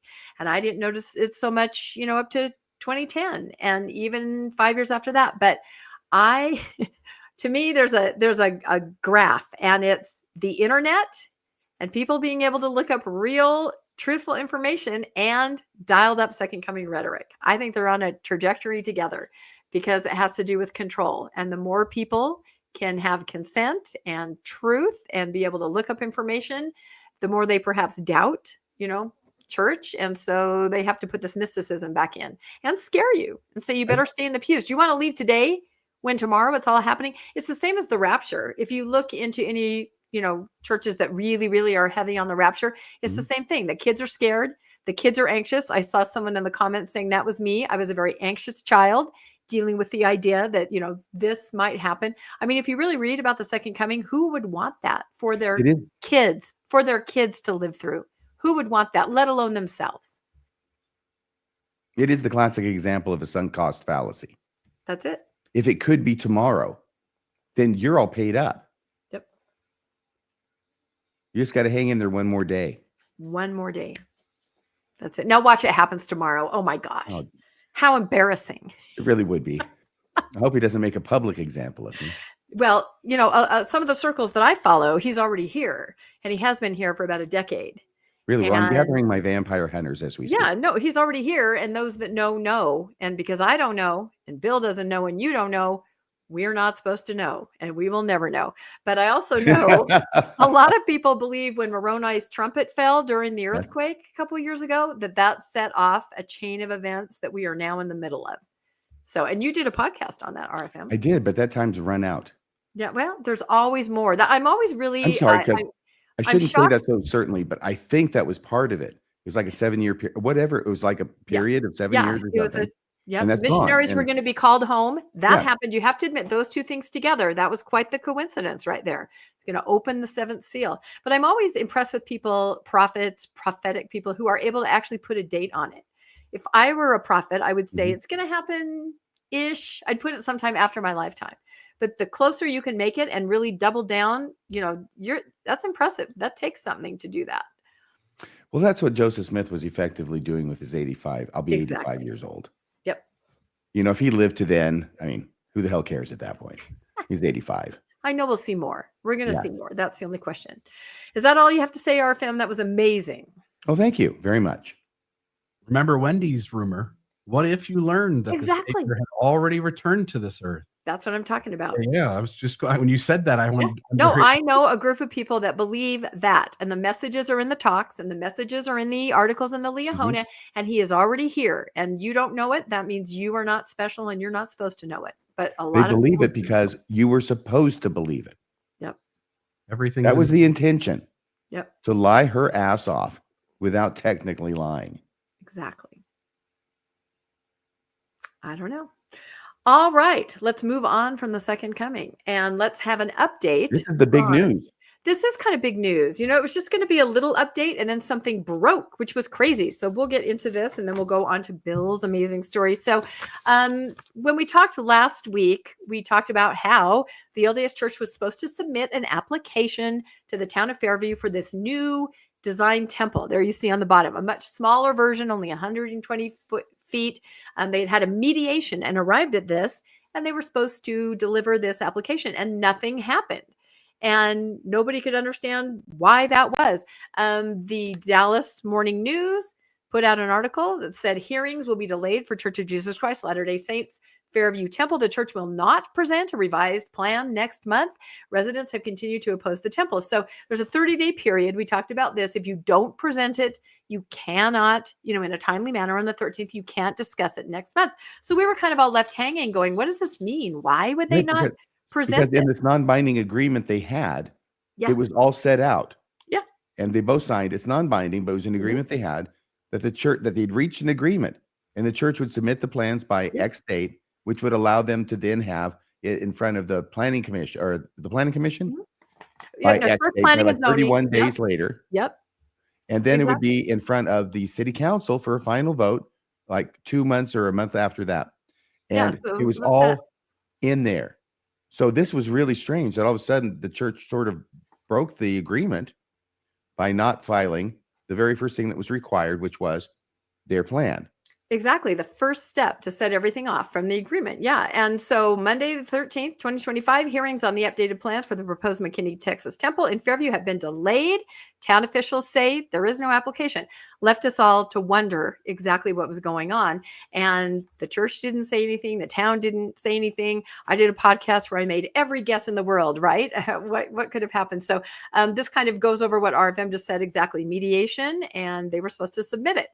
So finally, in this newspaper article, a representative of the church, Melissa McNeely, she's there in Dallas and she makes all the announcements. She came out and told us why they didn't submit the application that would start this whole process, right? And she said, Melissa McNeely, communications director for the Church of Jesus Christ of Latter-day Saints in Dallas, said the church still plans to submit the application, right? This is an article from the end of last week, but it's taking more time to make sure that everything is in place with what was agreed upon in the non-binding, agreement in the mediation. She said the dates for the public hearing for the church's applications will slide a few weeks until their plans are submitted. So that still sounds like everything's kind of okay, doesn't it? They're just waiting. They're going to go back through the non-binding agreement. They're going to look and make sure everything has happened that's supposed to happen. Well, we did a podcast on Mormonish where we went through the agreement. It's not very long, and I don't think I brought a copy that I can read, but basically the steps were, can you read that at all, RFM? The town council will convene in executive session by no later than Tuesday, December 3rd, 2024, to consider a tentative settlement and vote in open session whether to recommend approval of an anticipated amended CUP, which is the modified plan for the temple, right, for the construction of a temple as proposed below. Right. So and this happened. This absolutely happened. The town lived up to its side of the agreement, and they did this. The next thing, number 2, what are they saying they need to do? The town will convene public information sessions in December 2024 to inform residents of the proposed amendment to the current CUP application. Exactly. And the town did that. We streamed that meeting. Do you remember that? We had that playing and everybody was talking about the temple and everything. And then the third thing is just that the church will submit its agreement or its application no later than January 13th, 2025. So we were confused by Melissa McNeely's statement. What is it that the church is looking at? What hasn't the town done? From what we could tell, the town has done everything and lived up to its side. And now we're just waiting on the church, which as of January 13th and non-submittal, it had not lived up to it. So we were really confused by that explanation. We still couldn't really make any sense of that. So the article went on to say the church leaders and members say religious freedom and the need to accommodate a large congregation outweigh the concerns the proposed temple is too large for the town. There we go, RLUIPA. Fairview United members are concerned the building will produce too much light, disrupt the wildlife, dominate the town. The original proposed temple would have been the tallest building in Fairview. And again, the church did reduce it significantly, but still not up to code. The non-binding settlement reduces the temple's height by around 50 feet, its size by 13,000 square feet. The new proposal is 1-story, 35-foot building, 35-foot building just under 30,000 square feet. A tower coming up from the main structure is 120 feet, according to the statements, with a lightning rod at the top. And you can see that right there. So what's interesting, though, is that because the church didn't submit anything, the town doesn't even really know what the new temple looks like. This is just some kind of like drawing that they used during the mediation, right? It's got things scratched out. It's just, this is not an actual architectural drawing. So at this point, the church still doesn't even know what is it exactly. We know the dimensions, but we don't know. Will it still look like this? We've commented on that before. So they're kind of in the dark. No application. They don't know what it's going to look like. They don't know why the application wasn't submitted. It goes on to say a letter sent to the town council in August from church lawyers Richard Abernathy and Jared Pace state that the temple sites are selected under the direction of the Lord, and the design reflects the church's belief that the temple is literally the house of the Lord. And the architecture, particularly the steeple, reflects the church's belief in looking up and ascending to God. And again, I have to point to the Brussels temple and its teeny tiny little micro steeple or steeploid. I can't believe they're still using this rhetoric of the steeple when there's Brussels. It's kind of interesting. Literally the house of the Lord? That's what they said. Where is Literally the house of the Jesus' Lord. kitchen in the temple? Yeah, Where's I his have bedroom? Where's I his don't know. bathroom? Hopefully it's a master bathroom. Even claiming that the site is selected by the Lord. If you remember, this temple was first announced in Prosper by President Nelson over the pulpit at conference. So the Lord, little wishy-washy in his accommodations back and forth. It's good the Anyway, so place that was just kind of, it's as good of about 4:00 today, 3:00 today, I'm like, okay, well, I'm going to go on the newscast and I'll say the church rep says they're still looking at the agreement, but I don't think that holds water because the agreement seems solid from what the town did. And then suddenly, what happened? I'm just so glad that it happened, if it had to happen before the newscast and not after, right? Suddenly, I start getting all of these copies of letters that are being sent out to members of the church in the area. I got a letter from Frisco Stake. I got a letter from McKinney Stake. I got a letter from Prosper Stake. And I also looked on the McKinney Temple website. This is what it said. Remember, we just had an article a few days ago saying, it's fine. We're going to submit it. No worries. We'll just be a little bit late. And we're just checking some things to make sure everything's okay. That was the word from the church. Now here's the word from the church to their members via the letter from the stake and on the website. The church participated in a non-binding mediation with the town of Fairview in November. During this process, the church made significant concessions, including reducing the steeple height to 120 feet and modifying the temple to a single-story building of approximately 29,600 square feet. The church understood that these adjustments fully addressed the concerns previously raised by the Fairview Town Council. Done. So they say. The church was fully prepared to submit the revised temple application by the January 13th deadline. They were ready. They were going to do it. Well, what happened? In accordance with the mediation agreement. However, based on recent discussions with the town and public statements made by the mayor of Fairview, that would be Mayor Henry Lessner, it became clear that there were concerns about the town's commitment to honor the agreed upon terms. Now, right there, it was a non-binding, non-actionable agreement that the town leaders said, okay, that's closer to what we want. Why don't we take that through our town's democratic process, take it to planning and zoning, take it to town council. I think the church forgets that Fairview is not a theocracy. In the church, they can say across the pulpit, God has said, and nobody talks back. You do it. In a town, you have to have the voices of the citizens count. You have to take it through a democratic process. So here it seems like the church thought they had some kind of assurances outside of the democratic process. Oh, they did, absolutely. What? Of course they had assurances. Well, I mean, what assurances can you make exactly when you're a town and you have to think about your citizens? You have to think about this company, church that's coming in to try to build a temple. Anyway, they go on to tell the members. At the time, I'll say it again. This is the town council. They made a deal with the church. They were going to run it through the dog and pony show of having the citizens show up and express their concerns. And they have control over the planning commission. Planning commission approves it because the city council tells them to. And then the city council approves it because they promised to in order to get the deal. Yeah. And you predicted that on the live stream. You said they may be saying all this, but they are going to pass it. Oh, yeah, it was obvious, even in the most recent meeting, that even though they were saying things negative about the church, they were not there to listen to the concerns of the citizens about this mediation or this deal, this halfway between that they'd come up with. They were there to instruct and teach them and explain to them, to persuade them. They were there to persuade them that this was the best thing for the city. Yeah. So you think that they were going to pass it. Yeah. And I know other people that think that too. But the church did not get that memo because here's the next line. As a result, the church delivered an official intent to sue. I should say it like this, intent to sue, right? Notice to the town of Fairview this morning, and that's yesterday morning. Please see the letters below for more details. We are grateful for your ongoing faith and prayers and fasting. I added that line. Our sincere hope is to reach a resolution that respects the needs of our growing church membership in North Texas, upholds the rights of all religious groups, and addresses the interests of the town. So what do I do when I get two letters that are legal in nature? I put up the bat signal for RFM and I say, can you please figure out what this means by 6 o'clock tonight? So can you tell us a little bit, RFM, about what the two letters that I sent to you that are available on the McKinney Temple website?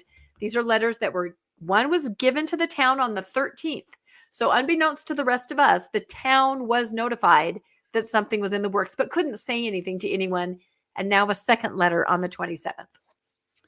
Yeah, the January 13th letter said, hey, you guys, we're getting concerned over here with this non-binding agreement because we know that you don't control what your people say, but you guys, and especially you, Mayor, have been saying some things on the record that are very derogatory about the church. And you've even said something that indicated, and this is in the letter, and it might have been in a Dallas Herald article or something, where he said something indicating about trying to still get the church to come down from where they are. Now, that is a violation of this entire, the spirit of this agreement, which is we came down in order to get the temple passed. And now if you're out there saying that you want us to go down further, it sounds like okay. This whole thing is a non-binding agreement. The church is worried that the city council is going to screw them over when it comes to the vote and vote against it. This is a bridge of spies thing, right? And the church is coming out here with their proposed plan. They haven't handed it off yet. And here comes the city of Fairview out here, and they're going to give them the votes, right, that they need to get it. And nobody trusts anybody. I can definitely say the church doesn't trust them. I can't say it's for sure the other way. They certainly have reason not to trust the church because the church has given it to them. But the problem is that the church has to have this go through. If it doesn't go through, they're looking at appeal. Right now, they have an appeal that they can pursue if they choose to, which is the denial of their original permit request for the whole shebang, the big one, the 171-foot temple. If Fairview screws them over and votes against them, now this whole record is muddied. Because what are they appealing now? Are they appealing the first request that was denied for the 171, which is what they want to do if they can't get it through? Or are they now stuck with the request for the smaller temple, which was denied? Is that now the only thing that they can appeal from? And I guarantee you that whatever the law may be, a judge could see it differently, or a panel of judges could see it differently. And as an attorney for the church, this is why I sympathize with them. If I was representing the church, if I were representing the church, I'm not sure I wouldn't be giving them the same advice under the circumstances. Because why borrow this problem? Why borrow this? The church is already trying to trust them, and now they're doing things that make it look like they're going to go sideways on the deal. I think what's going to happen is that they want to fire this as a broadside, get their attention, and say, look, yeah, we do need to have some assurances about this, that you're not, effing around with us. But what can they say except, no, we really mean it? Well, quit saying this other stuff. Maybe say you're sorry about saying that about us, okay? And we'll go through with it. That's what I expect will happen. Otherwise, this whole thing's going to fall through, and it is going to be one fun time in the city of Fairview. Oh, yeah. We're going to be live streaming a lot. Well, no, I appreciate your analysis. It's an intent to sue. And again, there are a lot of theories out there. I've talked to a lot of different attorneys, people from the town. There are a lot of theories, all the way from this was the plan all along. The mediation was never in good faith. And so the church could say to the members, well, we tried, and now we have to follow through. So there's all kinds of different ways. Emotions are running high. Feelings are very hot. And we will just see what happens. But this is the next thing that's happened. The intent to sue the town of Fairview, which means they're being told to hold on to all their documents, all their correspondence, all that kind of stuff. So I just thought I have a bit of a responsibility here because people from Fairview are probably watching. Of course. I'm Radio Free Mormon. Okay. If I can see this from the church's point of view, hopefully you can understand that maybe that's what's going on here. And I think that maybe if the mayor got in touch with the lawyers for the other side, or their lawyers got in touch with them, and there was a little rapprochement, little kissy, maybe some flowers, some wine, some soft music, some candlelight, that this whole thing can be rectified. Yeah, but by rectified, you mean build the 120-foot, Yes. Yeah, exactly. And Well, again, the thing is this. I'm sorry. The thing is this, is that When you are going to court, the city of Fairview doesn't know if they're going to win or lose. Right. All right. They could lose. Your attorney has told you this. Okay. I wasn't there, but obviously he did. Any attorney would. The attorney will tell you, you have no assurances. You could win or you could lose. If you lose, then that means that they have this monstrosity in your backyard. And if you win, then they don't have the monstrosity in the backyard. But either way, the one thing I can guarantee you is you're going to be spending millions and millions of dollars on this lawsuit, which has all the earmarks of being able to go up to the United States Supreme Court and every step in between because of the issues raised. Which could be the plan. That's another theory. Yeah, the process is the punishment. Yeah. That's what and don't forget, they have to pay, Fairview has to pay the church's legal costs. You know, then they do have right. And if that's right. Thank you for reminding me. Mm-hmm. Because of the nature of the lawsuit that it would exist, and because of the statute, if Fairview loses, not only do they have the monstrosity, they get to pay the millions and millions and millions of dollars to the church for the money they spend on lawyers. Yeah, it's true. They do have, the town itself has created a fund, as I discussed before, and the Fairview United Citizens have a GoFundMe. So there are ways to donate if this does eventually go to litigation. But it's sad to watch all around. You know, like I talked about, Cody is going to the Wyoming Supreme Court. In that case, residents are suing their own town for, having it not go well, and the church sides with the town and supports that. It just is really sad and maddening to watch. I love the law. Yeah. You love the law. That's it. All right. We'll keep you updated. I think I had one more slide just where I was mentioning how many different, they instantly wanted to let their members know that they're taking that next step, because they put this out very quickly and said, we're going to sue. And so again, what this will do to community relations there, it's a small town, closely knit town, and it's just really hard to watch. So, and nobody's happy on either side. So, and the thing is that the people who are against the church are going to see this as a really bad act on the part of the church. Exactly. And they broke the agreement, and they're horrible. They're even worse than we thought they were already. Mm-hmm. And the people in the church are going to be looking at the town and saying the same thing from the opposite point of view. That's it. You can't, it's hard to see each other's point of view. And we should also point out that by not submitting that agreement to the smaller temple, what's back in line is the larger temple. That's what they're going to sue about. The original application for the 174 feet. So that's something to think about too. Can I say one other thing, which is obvious to me, but may not be to the firm that's representing the church, which is based in Austin, I think. The mayor is saying negative things about the church because he's trying to align himself with the people that he represents who don't like the church. Yeah. I can't tell you how many times I've done this representing clients over the years who were charged with crimes, and maybe they did something really, really dumb, like, and I go over there and I commiserate with the prosecutor about how bad what my client did was.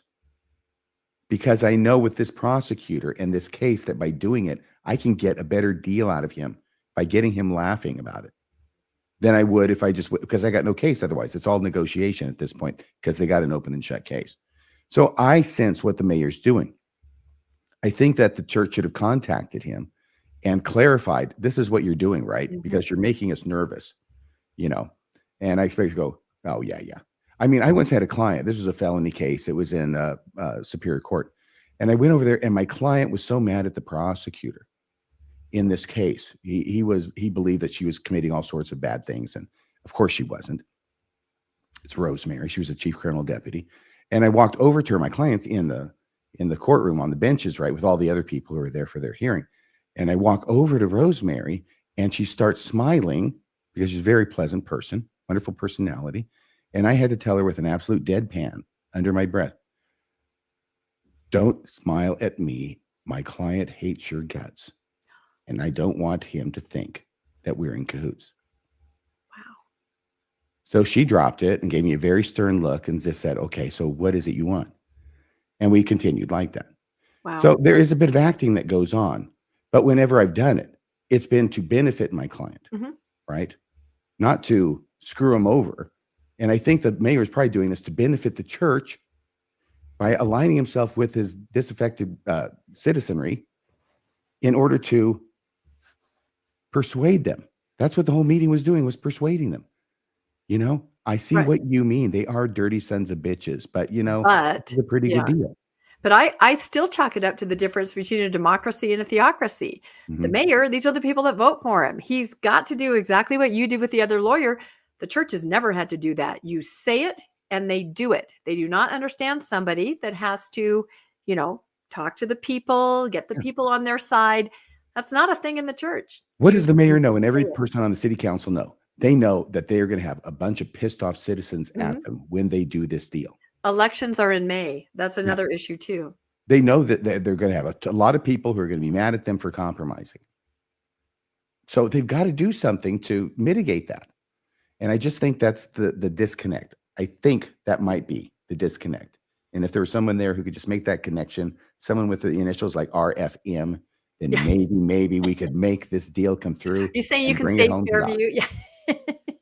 You probably could. Yeah. Anyway, it's a great, it's a conundrum. It's a problem, and it's really unfortunate for everybody on all sides.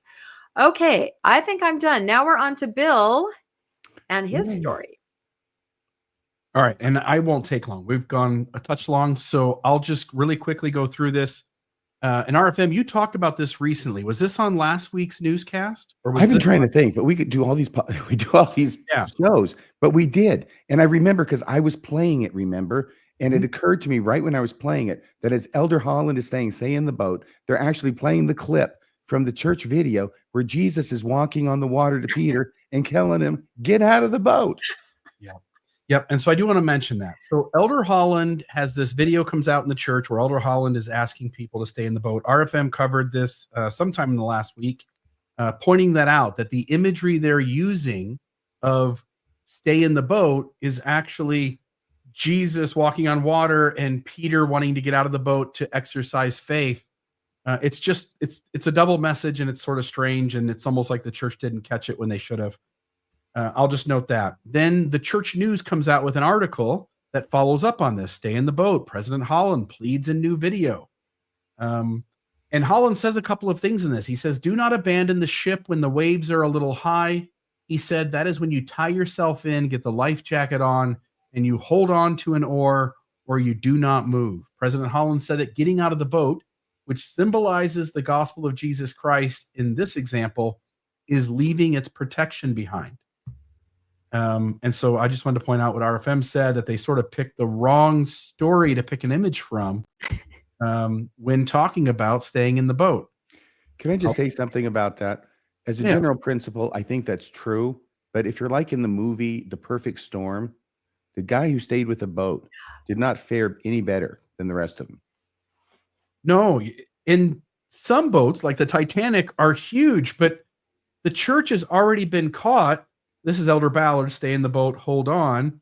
He, like you said before, he's the one who gave the original sort of message in recent times with this. And now that he's gone, Elder Holland's picked up the oar and ran with it. So, but you remember Del G. Renland, doubt not, but be believing. The Swedish apostle. Elder Renland said that that the church as a boat was a metaphor was actually a dilapidated dinghy.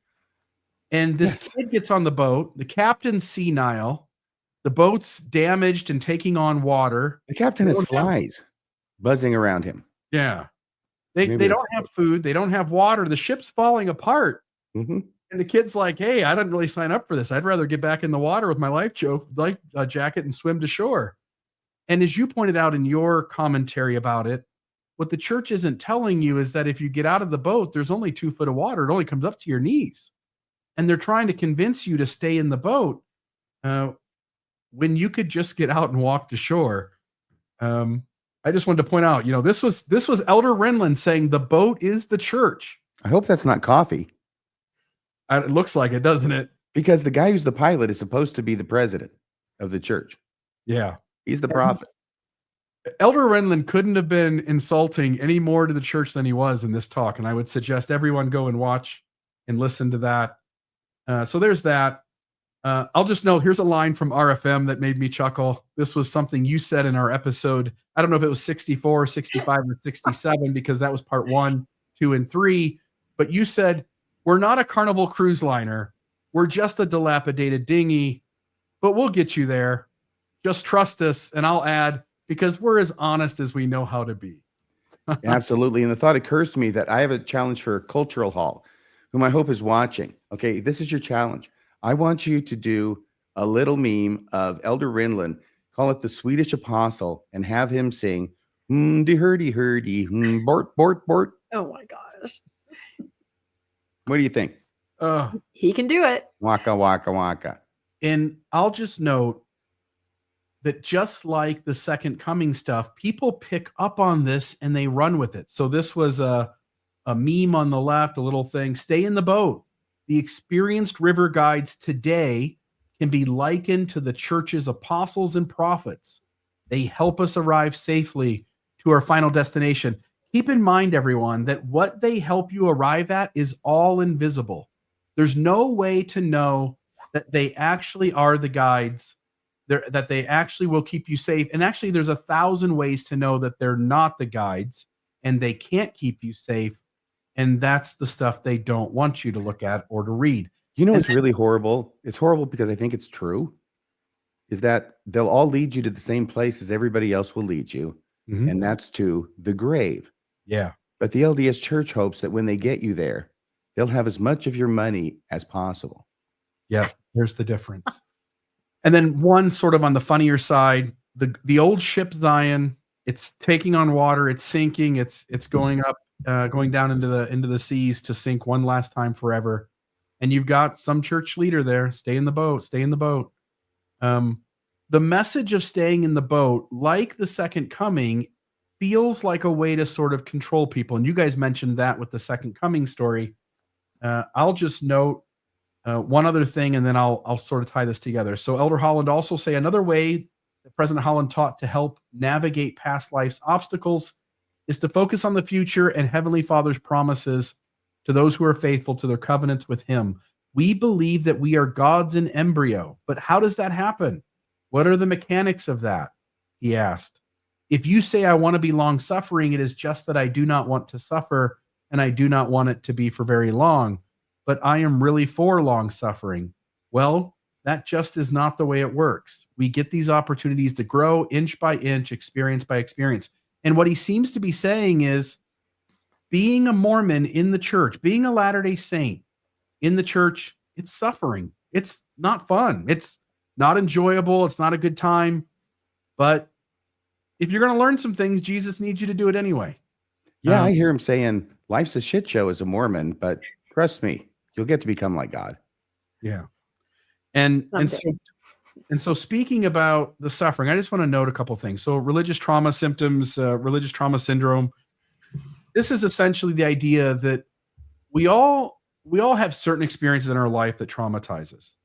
Belonging to a high demand fundamentalist religion, being manipulated to see your world through the lens that it gives you, and it using certain kinds of tactics to control you, cause significant harm to human beings that live out that process. And Stephen Hassan, we all know, I should say a lot of us know, Stephen Hassan came out with the BITE model. And BITE is this BITE. It's the idea of that high demand fundamentalist institutions, systems, control behavior, the B, information, the I, thought, the T, emotional control, the E. And I just want to read a couple of these. So emotional control, and think about the way the LDS Church works with its believers in terms of the second coming story earlier you guys had, in the stay in the boat story. So instill irrational fears, a fear that Jesus is going to come back in 2025. That's irrational. But it's a fear that the church puts into you. Fear of questioning, fear of leaving the group. Stay on the boat. Label some emotions as evil, worldly, sinful, or wrong. Think about what we say about people who start to question the truth claims of the church, its history, or how it treats those who don't fit in the small little box that it's established. Teach emotion stopping techniques to prevent anger or homesickness. Stay in the boat is a thought stopping technique.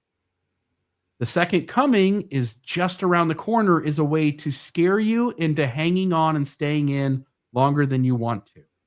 And I just want to note, go ahead, please. I'll bet they have a similar one to this one under T.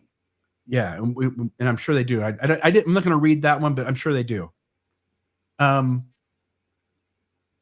do you have to tell stay in the boat? I mean, anybody who's feeling bumped into by the world and needs the safety and security and blessings of their religion will just naturally stay in the boat anyway. The folks who are thinking about not staying in the boat are the folks who feel on some level that being out of the church would be better for them than being in the church. So when Elder Holland talks about staying in the boat, he seems to generally be talking to people like, hey, you're better off here than there, no matter how hard life is. But that's not really what those guys are saying. They're saying no matter how bad you think we are, no matter how deficient you think we are, no matter how outside of your expectations you think we are, you should stay here anyway. Because if somebody's just having a rough go of it in the world and the church is their sanctuary, they wouldn't get out of the boat anyway. Okay. Promote feelings of guilt, shame, and unworthiness. Stay in the boat. Shower you with praise and attention. Threaten your friends and family. Shun you if you disobey or disbelieve. Teach that there is no happiness or peace outside the group. Stay in the boat. Emotional control. Instill irrational fears. Again, same. Oh, I'm sorry. I got those two of the same one. Let me go back to here. I thought I was being double. Yeah, thank you, Arthur. What was the emotional control? That was what that one was, right? Okay. Yes, it was actually. Yeah, it was the last one. Let me see. I wanted the information control. Yes. Deliberately withhold and distort information. Forbid you from speaking with ex-members and critics. Now, sometimes as a believing Mormon, you go, well, they don't forbid me. No, that's what the real extreme groups do. What a little slightly softer, high demand fundamentalist religion will do is make you understand clearly that the folks who are ex-members or critics, that they're the chaff among the wheat. They're the tares. They're the lazy learners. And you should not go to them for any information about the church, is what President Nelson said recently in General Do not Conference. counsel with those that do not believe. Yeah. And I knew right away that would mean kids with parents who were post-Mormon would listen to that and pay attention. So, and remember, Elder Christofferson literally did say, after condemning the Amish for shunning someone who joined the church, suggested that Latter-day Saints should in fact shun their ex-member and critical family members. So I'll just note that. Discourage access to non-cult sources of information. Google's not the answer. Divide. And don't watch American Primeval, right? No. Right there. That ties right into it. Divide information into insiders versus outsider doctrine. Ooh, you do get a planet, you don't get a planet. Use information gained in confession sessions against you. There's some Scientology does that to quite an extent. Mormonism is much less, but there are ways in which that bishop interviews and other kinds of interviews in the church can sort of generate a little bit of that. Generate and use propaganda extensively. Gaslight to make you doubt your own memory. That's actually what Liahona means in Reformed Egyptian, is propaganda. Yeah. Require you to report thoughts, feelings, activities to superiors. Encourage you to spy and report on others' misconduct. So there was maybe, I don't know, let's say 20 things there. It felt like about 5 or 6 of those spoke directly to the message of stay in the boat. And so I simply note, closing off this section, messaging does something when you are a believer, but for anyone out there who believes, I simply suggest that you step outside of your lens for just a moment, ask the question, what if it's not true? And then begin the long process of reading about how much doesn't add up. And what I'll tell you, having left the church in belief in about 2014, 2015, and having left in activity in 2018, was that life has never been better since I stepped outside the boat, walked to land, and started to make decisions based on what I was feeling inside my own internal gut. And so don't be manipulated. You don't have to be manipulated. They keep claiming they have the bigger, better truth and message, but does that actually bear out in their inconsistency and contradictions? So there's that. And then I guess this is one of you guys. This is me. Just one little funny thing at the very end. Unless RFM, do you have any comments on stay in the boat? I just know there's an awful lot of boat metaphors all the time. This looks like a great scene for a vampire hunter movie. It kind of does. And for some reason, I can't switch. I can't move the slides now. So I can maybe have you do it for me, Bill.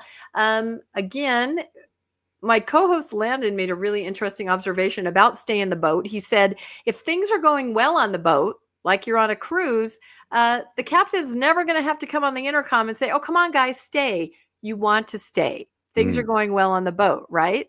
So that kind of speaks to what's happening on the boat. So this sort of has to do with staying on the boat too. This is a little observation I made. I'm calling it a focus on the dead and not the living. This is an LDS church in Tennessee. They meet in a remodeled gas station. I found this on a faithful site. This is a gas station. This is the LDS Church. You can see the marquee where it says Church of Jesus Christ of Latter-day Saints. Visitors welcome. Here it is on the side of the gas station. Again, I have no idea why they kept the pump area. That seems unusual. Without that, it probably would just look like a building. Here it is from another view. You can kind of see it on the inside. My point here, and I guess here, Bill, can you add this? Now you see behind the scenes. I'm always asking. Look at my big red letters. I'm just yelling at him. Add my damn TikTok, Bill. Right? No, he's awesome. Okay, I'm going to show you this because somebody commented this. Here's a person that thought they could stop and get gas.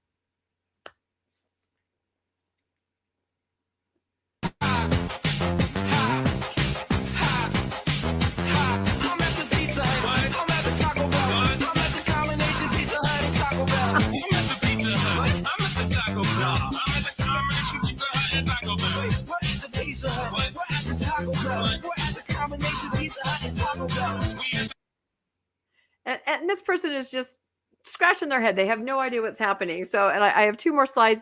The reason I showed this, there was nothing wrong with, consolidating when you have a branch, you meet in a place like that. Absolutely. My argument here is that you have temples that are millions and millions of dollars, and the focus is on the dead, the very few that can attend the temple that have a current recommend or choose to go, and not on the user experience of somebody in a ward.